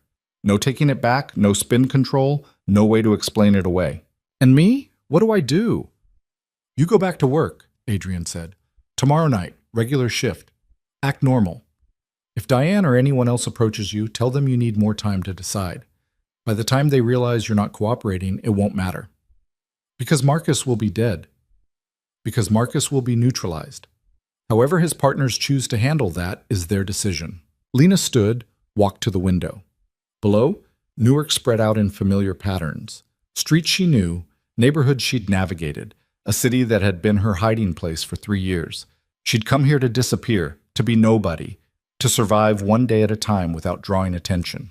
And now she was in the middle of something that would end with a man's death. Maybe he deserved it. Probably he did. But she'd still be responsible, at least partially. Her observations, her surveillance, her recordings, they were the evidence that would condemn him. "I need air," she said. Adrian nodded. "Vincent will go with you. Don't go far." She took the elevator down with Vincent trailing at a respectful distance. Outside, the night air was cold and damp, promising rain. She walked to the corner, leaned against a streetlight, and just breathed. Vincent stood a few feet away, giving her space but staying close enough to intervene if needed. After a few minutes, he spoke. "It doesn't get easier. Making these kinds of choices, being part of things that end badly for someone. You sound like you're speaking from experience. 15 years in this world. Seen a lot of people try to be both good and effective. Doesn't usually work. You end up choosing which matters more. And which did you choose? Effective, because good intentions don't keep you alive." He looked at her. "But you're different. You're not built for this kind of work. You're doing it because circumstances forced you into it. That's not the same thing." "I don't feel different. I feel like I'm making the same calculations Adrian makes. Same cold logic about who deserves what." "Maybe. But you're still bothered by it. That counts for something." Lena wasn't sure what it counted for. Wouldn't bring Marcus back from whatever fate awaited him. Wouldn't change the fact that she'd helped orchestrate it. But maybe Vincent was right. Maybe being bothered by it meant she hadn't completely lost herself in this world. They went back upstairs. Adrian had ordered food, Chinese takeout that nobody really ate. They sat around the apartment making small talk, pretending this was normal, that tomorrow wouldn't change everything. At 11 p.m., Lena's regular phone rang. Unknown number. She looked at Adrian, who nodded. She answered. "Hello?" "Lena, it's Diane." Her voice was tense. "We need to talk. Tonight. I thought I had 24 hours. Plans changed. Marcus wants an answer now. Where are you?" Lena's pulse kicked up. This wasn't part of the plan. Marcus wasn't supposed to push until tomorrow, wasn't supposed to know anything was wrong. "I'm at home." "Why the rush?" "Just answer the question. Are you in or out?" Adrian was making frantic gestures, writing on a notepad. "Stall. Don't commit." "I don't know yet. This is a big decision. I need more time to think." "You don't have more time. Marcus needs an answer in the next hour or the offer disappears." "Why? What changed?" "That's not your concern." 1 hour, Lena. Call this number back with your answer." The line went dead. Adrian was already on his phone calling someone. "They know. Somehow they know we're on to them." He listened, cursed. "No, we can't wait until morning. Send it now. Everything. Every contact, every partner, every person Marcus has crossed. Send it all right now." He hung up, looked at Lena. Something tipped them off. Maybe they found surveillance we didn't know about. Maybe someone in their organization got nervous. Either way, we're out of time. Vincent's phone buzzed. He read the message, his face going pale. "We have a problem. Diane Foster just left Marcus's office with 3 men. They're heading toward this building." "How long?" 10 minutes, maybe less." Adrian moved fast, grabbing laptops, phones, wiping surfaces. "Vincent, get Lena out. Take the service elevator to the parking garage. Car's on level 2, keys under the driver's mat. Don't go to her apartment. Don't go anywhere predictable. I'll call you with a location once this is clear." What about you? I'll be fine. Marcus won't make a move against me directly. But you, he looked at Lena. You're exposed. They know you were involved. Get out, now. Vincent grabbed Lena's arm, pulled her toward the door. They took the stairs instead of the elevator, moving fast but not running. The service elevator was old and slow, creaking its way down through the building's guts. Lena could hear her own heartbeat, feel the wire still attached to her shirt button. They reached the parking garage. Vincent found the car, a nondescript sedan that could have belonged to anyone. The keys were where Adrian said they'd be. Vincent started the engine, pulled out onto the street. Where are we going? Somewhere safe, somewhere Marcus won't think to look. They drove through Newark's late-night streets, taking random turns, doubling back, making sure no one was following. Lena kept checking the mirrors, expecting to see headlights closing in, but the streets stayed empty. Vincent's phone rang. He answered on speaker. Yeah, it's done, Adrian's voice. Everything's been sent. Marcus's partners have the recordings, the photos, all of it. By morning, he'll be completely isolated. Where should we go? There's a motel in Union City, the Continental. Check in under the name Sarah Mitchell. Pay cash. I'll meet you there in 3 hours. Marcus's people? At the apartment building, but we were already gone. They won't find anything useful. Vincent hung up, changed direction, headed for Union City. The Continental Motel was exactly what the name suggested. Cheap, anonymous, the kind of place that asked no questions if you paid in cash. Vincent checked them in while Lena waited in the car, watching the parking lot for threats that didn't materialize. The room was depressing. Water-stained ceiling, furniture that had been old in the 90s, a smell that suggested too many people had lived here temporarily. But it was warm and the door had a deadbolt. Vincent positioned himself by the window, keeping watch. Get some rest if you can. It's going to be a long night. Lena sat on the bed, her mind too wired to even consider sleep. She kept replaying the phone call from Diane, the panic in Adrian's voice, the rush to escape. Something had gone wrong. They'd had a plan, a timeline, and now it was all falling apart. At 2 a.m., there was a knock on the door. Vincent checked through the peephole, unlocked the deadbolt. Adrian came in, followed by gray-suited Marcus and David. They all looked exhausted. Tell me, Adrian said without preamble. Everything that happened with Diane's call. Every word you can remember. Lena recounted it. The demand for an immediate answer, the 1-hour deadline, the tension in Diane's voice. She knew something was wrong. I could hear it. She was scared. She should be, David said. We intercepted communications between Marcus and his partners after we sent the files. They're not happy. Multiple organizations demanding explanations, wanting to know why Marcus has been operating so recklessly. So the plan worked. Better than expected. By tomorrow morning, Marcus Hale will be persona non grata. Every connection he had, every alliance he built, gone. He'll be completely on his own. And Diane? She's small fish. She'll probably cut a deal with whoever ends up handling Marcus's territory. Turn state's evidence, trade information for immunity. Lena thought about the woman in scrubs who'd approached her at the diner, who'd seemed almost sympathetic when she'd set up the meeting with Marcus. She'd been just another person caught in the machinery of this world, making choices that seemed rational until they weren't. What about me? Lena asked. Marcus knows I was involved. Even if he's finished, he could still come after me. He could, Adrian agreed, but he won't.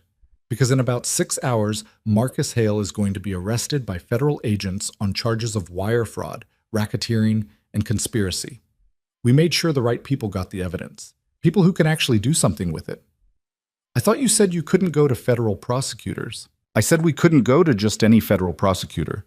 But we do have one contact. Someone who's been building a case against organized crime in Newark for 3 years. Someone who's been waiting for exactly this kind of evidence.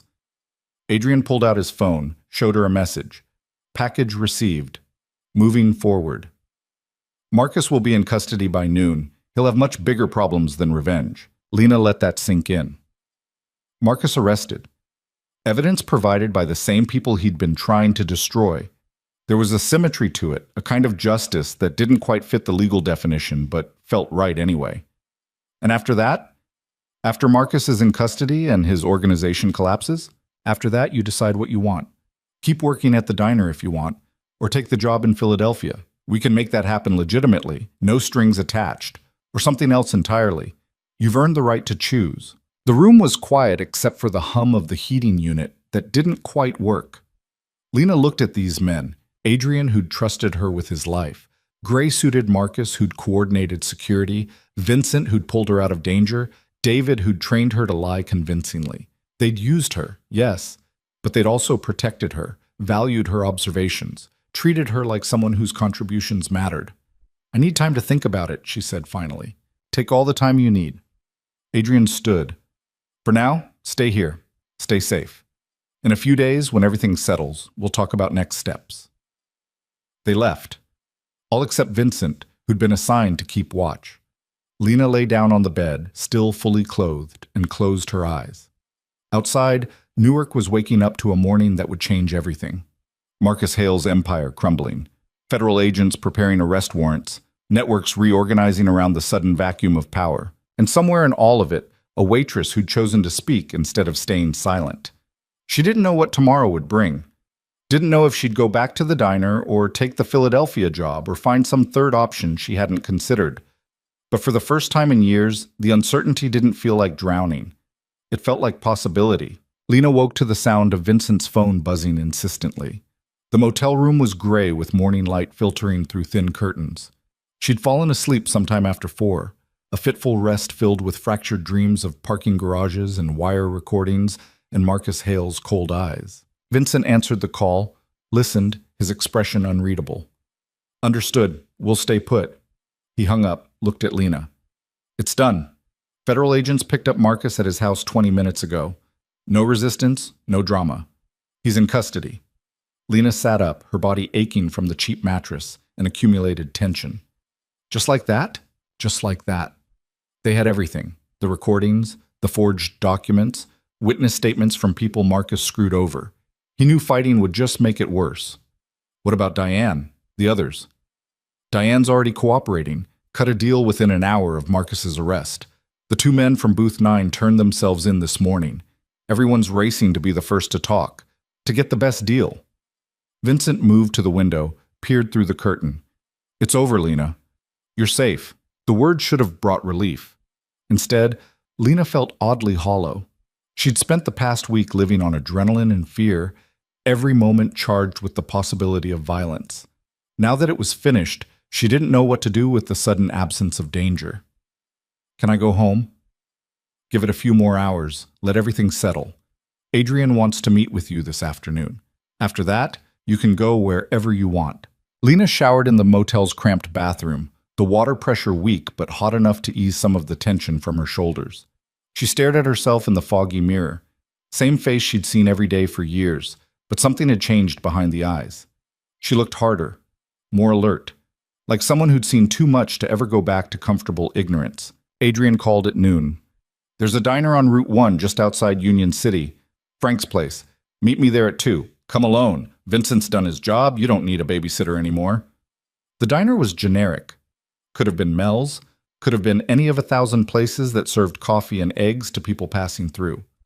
Lena arrived 10 minutes early, took a booth by the window, ordered coffee she didn't want. Adrian showed up exactly at 2, alone like he'd promised. He slid into the booth across from her, looking tired but somehow lighter, like he'd been carrying weight that finally lifted. Marcus is talking, he said without preamble. Gave up names, accounts, everything. The federal prosecutor thinks they'll have indictments against 15 people by the end of the week. Is that good? It's necessary. Marcus's operation ran deep, a lot of corruption, a lot of people on payrolls who shouldn't have been. Cleaning it out makes everyone safer. He paused. Including you. The waitress came over, older woman, tired smile, the universal uniform of people who'd spent too many years on their feet. She refilled Lena's coffee, took Adrian's order for tea he probably wouldn't drink. I've been thinking about your offer, Lena said when they were alone again. The job in Philadelphia. And? I don't want it. No offense, but I didn't do this for a reward. I did it because... She stopped, trying to articulate something she barely understood herself. Because I'm tired of watching bad things happen and pretending I don't see them. Because for once, I wanted to be part of fixing something instead of just surviving it. Adrian studied her for a long moment. You know what you are, Lena? You're someone who notices patterns other people miss, who sees connections that aren't obvious. That's rare, valuable. You've said that before. I know, but I don't think you believe it yet. He leaned forward slightly. I have a proposal, not a job exactly, more like a consulting arrangement. When I need someone to observe, to document, to see what's really happening underneath the surface, I call you. You do the work, I pay you well. But you're not on my payroll, you're not part of my organization. You stay independent. Why would you want that? Most people in your position want loyalty, not independence. Because independence is what makes you useful. You're not invested in telling me what I want to hear. You tell me what you actually see. That's worth more than loyalty. Lena turned the coffee cup in her hands, feeling the warmth through the ceramic. And between jobs, when you don't need me, you live your life. Work at the diner if you want. Do something else if you prefer. You're free, Lena. That's the point. Nothing's free. There's always a cost. True. The cost here is that sometimes I'll ask you to do dangerous things, things that could get you hurt or worse. And you'll have to decide each time whether the money and the purpose are worth the risk. He met her eyes. I won't lie to you or manipulate you or pretend it's safe when it's not, but I also won't own you. You make your own choices. It was, Lena realized, the most honest offer anyone had ever made her, not dressed up in promises of security or belonging, just the truth, dangerous work for good money, with the freedom to refuse. I need to think about it. Take your time. I'm not going anywhere. Adrian stood, left 2 20s on the table for coffee that cost $3. One more thing. The wire you wore to meet Marcus, the recording that put him away? What about it? Federal prosecutors want you to testify, not at trial. Marcus is pleading out, trying to reduce his sentence. But in a deposition, on record, about what he said to you, what he threatened. Lena's stomach clenched. I have to relive all of it in front of lawyers and stenographers? You don't have to do anything, but it would help. Make sure the case against him is airtight. Make sure he actually serves time instead of cutting some sweetheart deal. When? Next week. Thursday. I can have someone go with you if you want. Or you can go alone. Your choice. Everything was her choice now. The weight of that was both liberating and terrifying. Adrian left. Lena sat in the booth, drinking coffee that had gone lukewarm, watching traffic pass on Route 1. People going places, living lives, oblivious to the small war that had just concluded in their city. She thought about Marcus in federal custody, probably in an interrogation room right now, trading information for reduced sentences. Thought about Diane and the men from Booth 9, all scrambling to save themselves. Thought about the recordings and documents and surveillance photos that had brought an entire operation crashing down. And she thought about her own role in it, the observations that started everything, the choices that kept it moving, the risk she'd taken wearing a wire into a room with a man who could have killed her. She could walk away from all of it, go back to the diner, pour coffee, be invisible again. It would be safer, simpler, but she'd never be able to unsee what she now knew. That beneath the surface of ordinary life, there were patterns of power and corruption and violence, and that sometimes one person noticing those patterns could change everything. The next few days passed in a strange limbo. Lena returned to her apartment, half expecting it to feel different, but it was exactly the same. Leaking faucet, broken heater, the crack in the ceiling that looked like a map of nowhere. She slept in her own bed for the first time in a week and found she missed the safe apartment's working heat. Ray called Tuesday morning. You coming back to work or should I hire someone else? I'm coming back. Tonight? Yeah, tonight. Walking into Mel's diner felt like stepping into a photograph of her old life. Everything was exactly where it should be. The flickering light above booth 7, the coffee maker that worked when it felt like it, Jenny complaining about her boyfriend who never texted back. But Lena moved through it differently now. She still poured coffee and cleared plates, still made herself functionally invisible. But she was watching with new intensity, cataloging details not out of habit, but out of active choice. She noticed the regular at table 4 had started wearing a wedding ring he hadn't worn before. Noticed the couple in booth 2 were having the same argument they'd had last week, using different words, but the same underlying resentment. Noticed Ray had changed suppliers for the coffee, probably because someone offered him a kickback. Small things. Meaningless things. But she saw them all, filed them away, understood the patterns they formed. Adrian came in at 12:47 a.m. Wednesday night. Back to his routine, back to booth 7. Lena brought him coffee without being asked. "The meatloaf tonight?" "Yeah, thanks." She turned to go, but his voice stopped her. "The deposition, you going through with it?" "I am." "Want company?" "No, I need to do this myself." "Okay." He pulled out an envelope, set it on the table. "This is yours regardless. Payment for work rendered." Lena looked at the envelope but didn't pick it up. "How much?" 20,000. Her breath caught. "That's too much." "It's exactly right. You risked your life multiple times. You helped take down someone who would have killed me and probably a dozen other people before he was finished. 20,000 is a bargain." "I don't—" "Take it. Pad your savings. Fix your car. Get a place with heat that actually works. Whatever you need." He met her eyes. "And when you've thought about my proposal, let me know. No pressure either way." Lena picked up the envelope, felt its weight. This was more money than she'd made in the past 2 years combined. Enough to change things. Enough to buy time to figure out what came next. Thursday morning, she took a bus to the federal building in Newark. The prosecutor's office was on the 14th floor, all glass and modern furniture and the kind of aggressive air conditioning that suggested unlimited budget. The deposition took 3 hours. Lena sat across from 2 attorneys and a stenographer, recounting every detail of her meeting with Marcus. What he'd said, what he'd offered, how he'd threatened her with federal charges if she didn't cooperate. "And you were wearing a recording device during this conversation?" one of the attorneys asked. "Yes." "Provided by Adrian Voss?" "Yes." "And did Mr. Voss instruct you on what to say? Coach you in any way?" "He told me to be honest, to act scared because I was scared. That's it." The attorney made notes. "In your opinion, was Marcus Hale's offer of a job in Philadelphia genuine, or was it purely a manipulation tactic?" Lena thought about that. "I think he would have followed through if I'd given him what he wanted. Marcus isn't stupid. He keeps his word when it serves his interests. But the offer was definitely manipulation. He was using the promise of escape to control me." "And the threat of federal charges?" "That scared me more than anything. The idea that I could go to prison for trying to help someone. It felt like being punished for doing the right thing." More questions, more recounting of details. By the time they finished, Lena felt wrung out, exhausted from reliving it all. The late attorney walked her to the elevator. "You did good work here. The recording you got, it's going to put Marcus away for a long time. 20 years minimum, probably more. Does that make it worth it? Everything that happened?" The attorney looked surprised by the question. "That's not for me to answer, but I can tell you this. People like Marcus Hale operate because people like you usually stay quiet. The fact that you didn't, the fact that you spoke up and followed through, that matters. It changes things." Lena rode the elevator down thinking about change, about the difference between the person she'd been 2 weeks ago and the person she was now. Same face, same history, same broken parts. But something fundamental had shifted. She'd stopped being a victim of circumstances and started being someone who shaped them. That night, she worked her regular shift at the diner.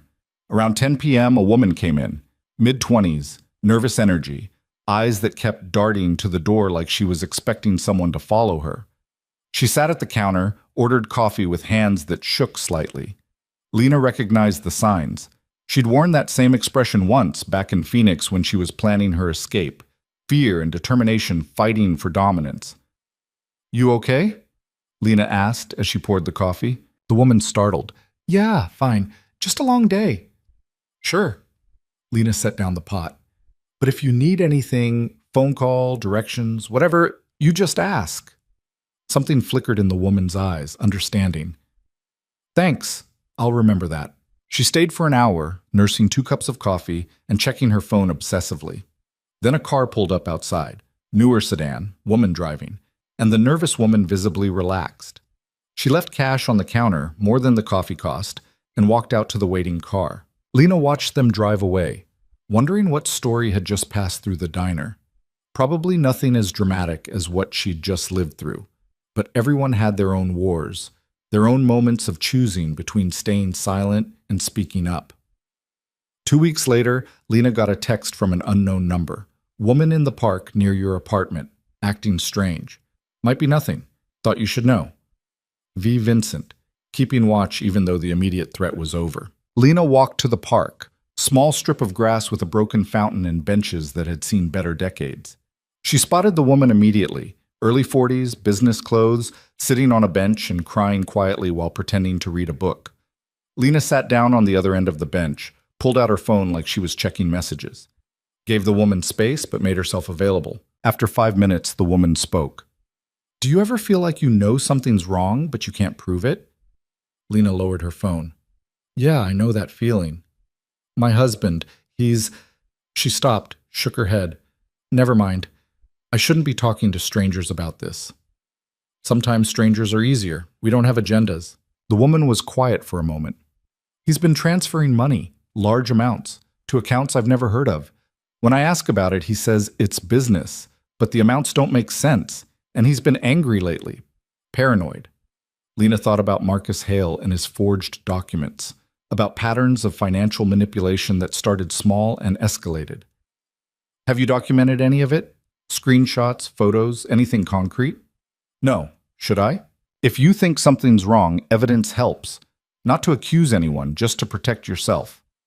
Lena pulled out a business card, something Adrian had given her with just a phone number, no name. If you need advice, someone who understands complicated financial situations. They're discreet. The woman took the card, studied it. I'm nobody. Just someone who's learned that paying attention can save your life. She stood, walked back to her apartment, and immediately texted Adrian, gave your number to someone who might need help. Financial irregularities, possibly domestic situation. Don't know if it's your kind of thing. His response came quickly. It is. Thanks for the referral. And that, Lena realized, was the answer to Adrian's proposal. She didn't need to be on his payroll or part of his organization. She just needed to keep doing what she did naturally, noticing things, seeing patterns, connecting people who needed help with people who could provide it. 3 months passed. Lena settled into a new normal that looked a lot like the old normal but felt completely different. She still worked at the diner, still poured coffee and cleared plates. But now she had money in the bank, a car that started reliably, an apartment with heat that actually worked. And she had purpose. She'd helped Adrian twice more, once identifying a supplier who was skimming money, once documenting harassment of a restaurant owner by people demanding protection payments. Small things compared to taking down Marcus Hale, but meaningful to the people involved. She'd also started keeping a notebook, not of Adrian's business, but of patterns she noticed in the diner. The regular who came in every Tuesday with different women, all of them looking uncomfortable.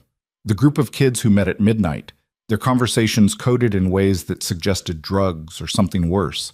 The man who paid for everyone's meals once a month, his generosity feeling more like control than kindness. She didn't act on all of it. Most of it wasn't her business, but she documented it, understood it, stayed ready in case it became relevant. Marcus Hale was sentenced in December. 23 years in federal prison, no possibility of parole for 15. The news played on the diner's TV, showing him in an orange jumpsuit, his expensive suits and careful composure replaced by the universal degradation of incarceration. Jenny watched the coverage, shaking her head. Can you imagine? Being that successful and throwing it all away for greed? Lena wiped down the counter. I don't think it was greed. I think it was arrogance. He thought he was smarter than everyone else. That confidence made him sloppy. You sound like you know something about it. Just observation. I notice things. Adrian came in that night at his usual time. He didn't mention Marcus's sentencing, didn't acknowledge the news coverage. He just ordered his meatloaf and coffee, ate in comfortable silence. When Lena brought the check, he looked at her. You ever think about doing this full time? What you do? The observing, the documenting? You mean quit the diner? I mean make a career out of being someone who sees what others miss.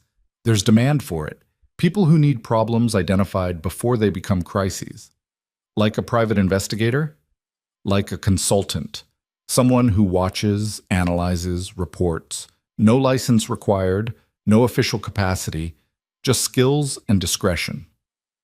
Lena thought about it, about leaving behind the safety of the diner for something less certain but more meaningful. I don't know. This place, it's comfortable, familiar. It's also limiting.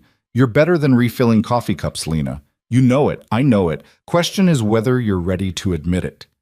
He left his usual generous tip, and walked out into the December cold. Lena stood behind the counter, watching the diner's familiar rhythms. Jenny flirting with the cook, Ray counting receipts in the office. The couple in booth 3 having the same argument in slightly different words. She'd built a life here. Small and safe and predictable. It had served its purpose, given her time to heal, space to become invisible, distance from the man who'd hurt her in Phoenix. But she wasn't that person anymore. The woman who'd run away with nothing had become someone who ran toward danger when it mattered, who chose to speak instead of staying silent, who understood that sometimes the only way to be safe was to make the world around you safer. On New Year's Eve, Lena gave Ray her notice. 2 weeks. Time to train someone new to finish up loose ends. He took it better than she expected. You got something better lined up? Yeah, consulting work. Good for you. You were always too smart for this place anyway. He paused. You need a reference. Let me know. Her last shift was January 14th. Jenny threw a small party, cake from the grocery store, a card everyone signed. It was sweet and awkward and exactly what Lena needed. At midnight, after the party cleaned up and everyone gone home, Lena sat in booth 7 one last time. The fluorescent light above still flickered. The coffee maker still worked when it felt like it. Nothing had changed except her. She pulled out her phone, texted Adrian, I'm in, full time, whatever you need. His response? Good. I have something that needs attention. Can you start tomorrow? Yes. Perfect. I'll send details in the morning. Lena stood, took one last look at the diner that had been her refuge for 3 years. Then she walked out into the January cold, toward whatever came next. 6 months later, she'd built something that didn't quite fit any conventional definition. She wasn't a private investigator or a consultant or a security specialist. She was just Lena, someone who noticed things other people missed, who documented patterns that revealed truths, who helped people see what was actually happening underneath the surface they presented to the world. She'd helped a woman escape an abusive marriage by documenting financial abuse, helped a small business owner identify employee theft that was bleeding them dry, helped Adrian navigate a territorial dispute by mapping power structures no one else had bothered to track. The work was irregular, unpredictable, sometimes dangerous, but it was hers. Built on her terms, using skills she'd developed through years of surviving by staying invisible. One evening in July, Lena was having coffee at a different diner across town when she saw a young woman come in. Early 20s, scared eyes, checking over her shoulder like she expected someone to follow. The woman ordered coffee, sat at the counter, and pulled out her phone with shaking hands. Lena recognized that fear, remembered what it felt like to run with nothing, to start over in a strange city, to build a life from fragments and hope. She moved to the stool next to the woman. You okay? The woman startled. I'm fine. Sure, but if you need help, directions, phone call, whatever, I'm here. I don't need help. Okay. Lena sipped her coffee, gave the woman space. After a minute, she added quietly, I ran away too, 3 years ago. Phoenix to Newark with $300 in a backpack. I know what that fear feels like. The woman's eyes filled with tears. How did you know? Because I've been you, and because I pay attention. Lena pulled out a card, her own this time, with her name and number. If you need someone who understands, who won't judge, who can help you see options you might not know exist. The woman took the card, held it like it was something precious. Thank you. Don't thank me yet, just call if you need to. Lena paid for both their coffees and left. Outside, Newark sprawled under a summer sunset, the city that had been her hiding place now transformed into home. She'd come here to disappear, to be nobody, to survive one day at a time. But somewhere along the way, she'd discovered that being invisible didn't mean being powerless, that noticing things other people missed was a kind of strength, that choosing to speak up, to act, to help, that was what transformed survival into living. She thought about the woman in the diner, about Marcus Hale in federal prison, about all the small interventions and observations that had brought her to this moment. None of it was perfect, none of it was simple, but it was real. It mattered, and that was enough.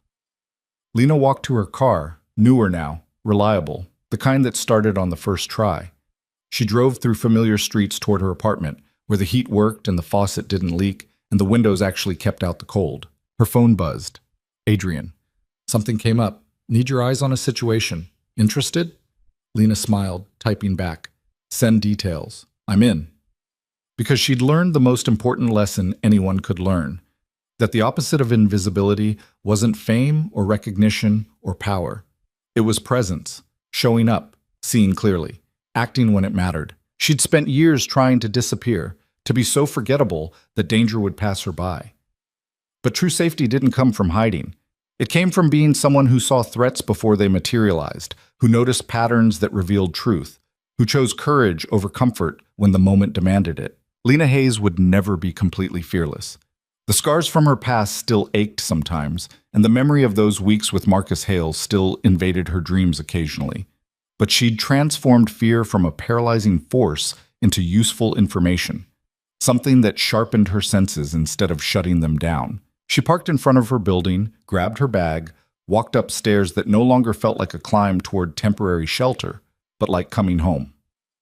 Inside her apartment, she made tea, opened her laptop, and read the details Adrian had sent. Another pattern, another problem, another opportunity to use what she'd learned.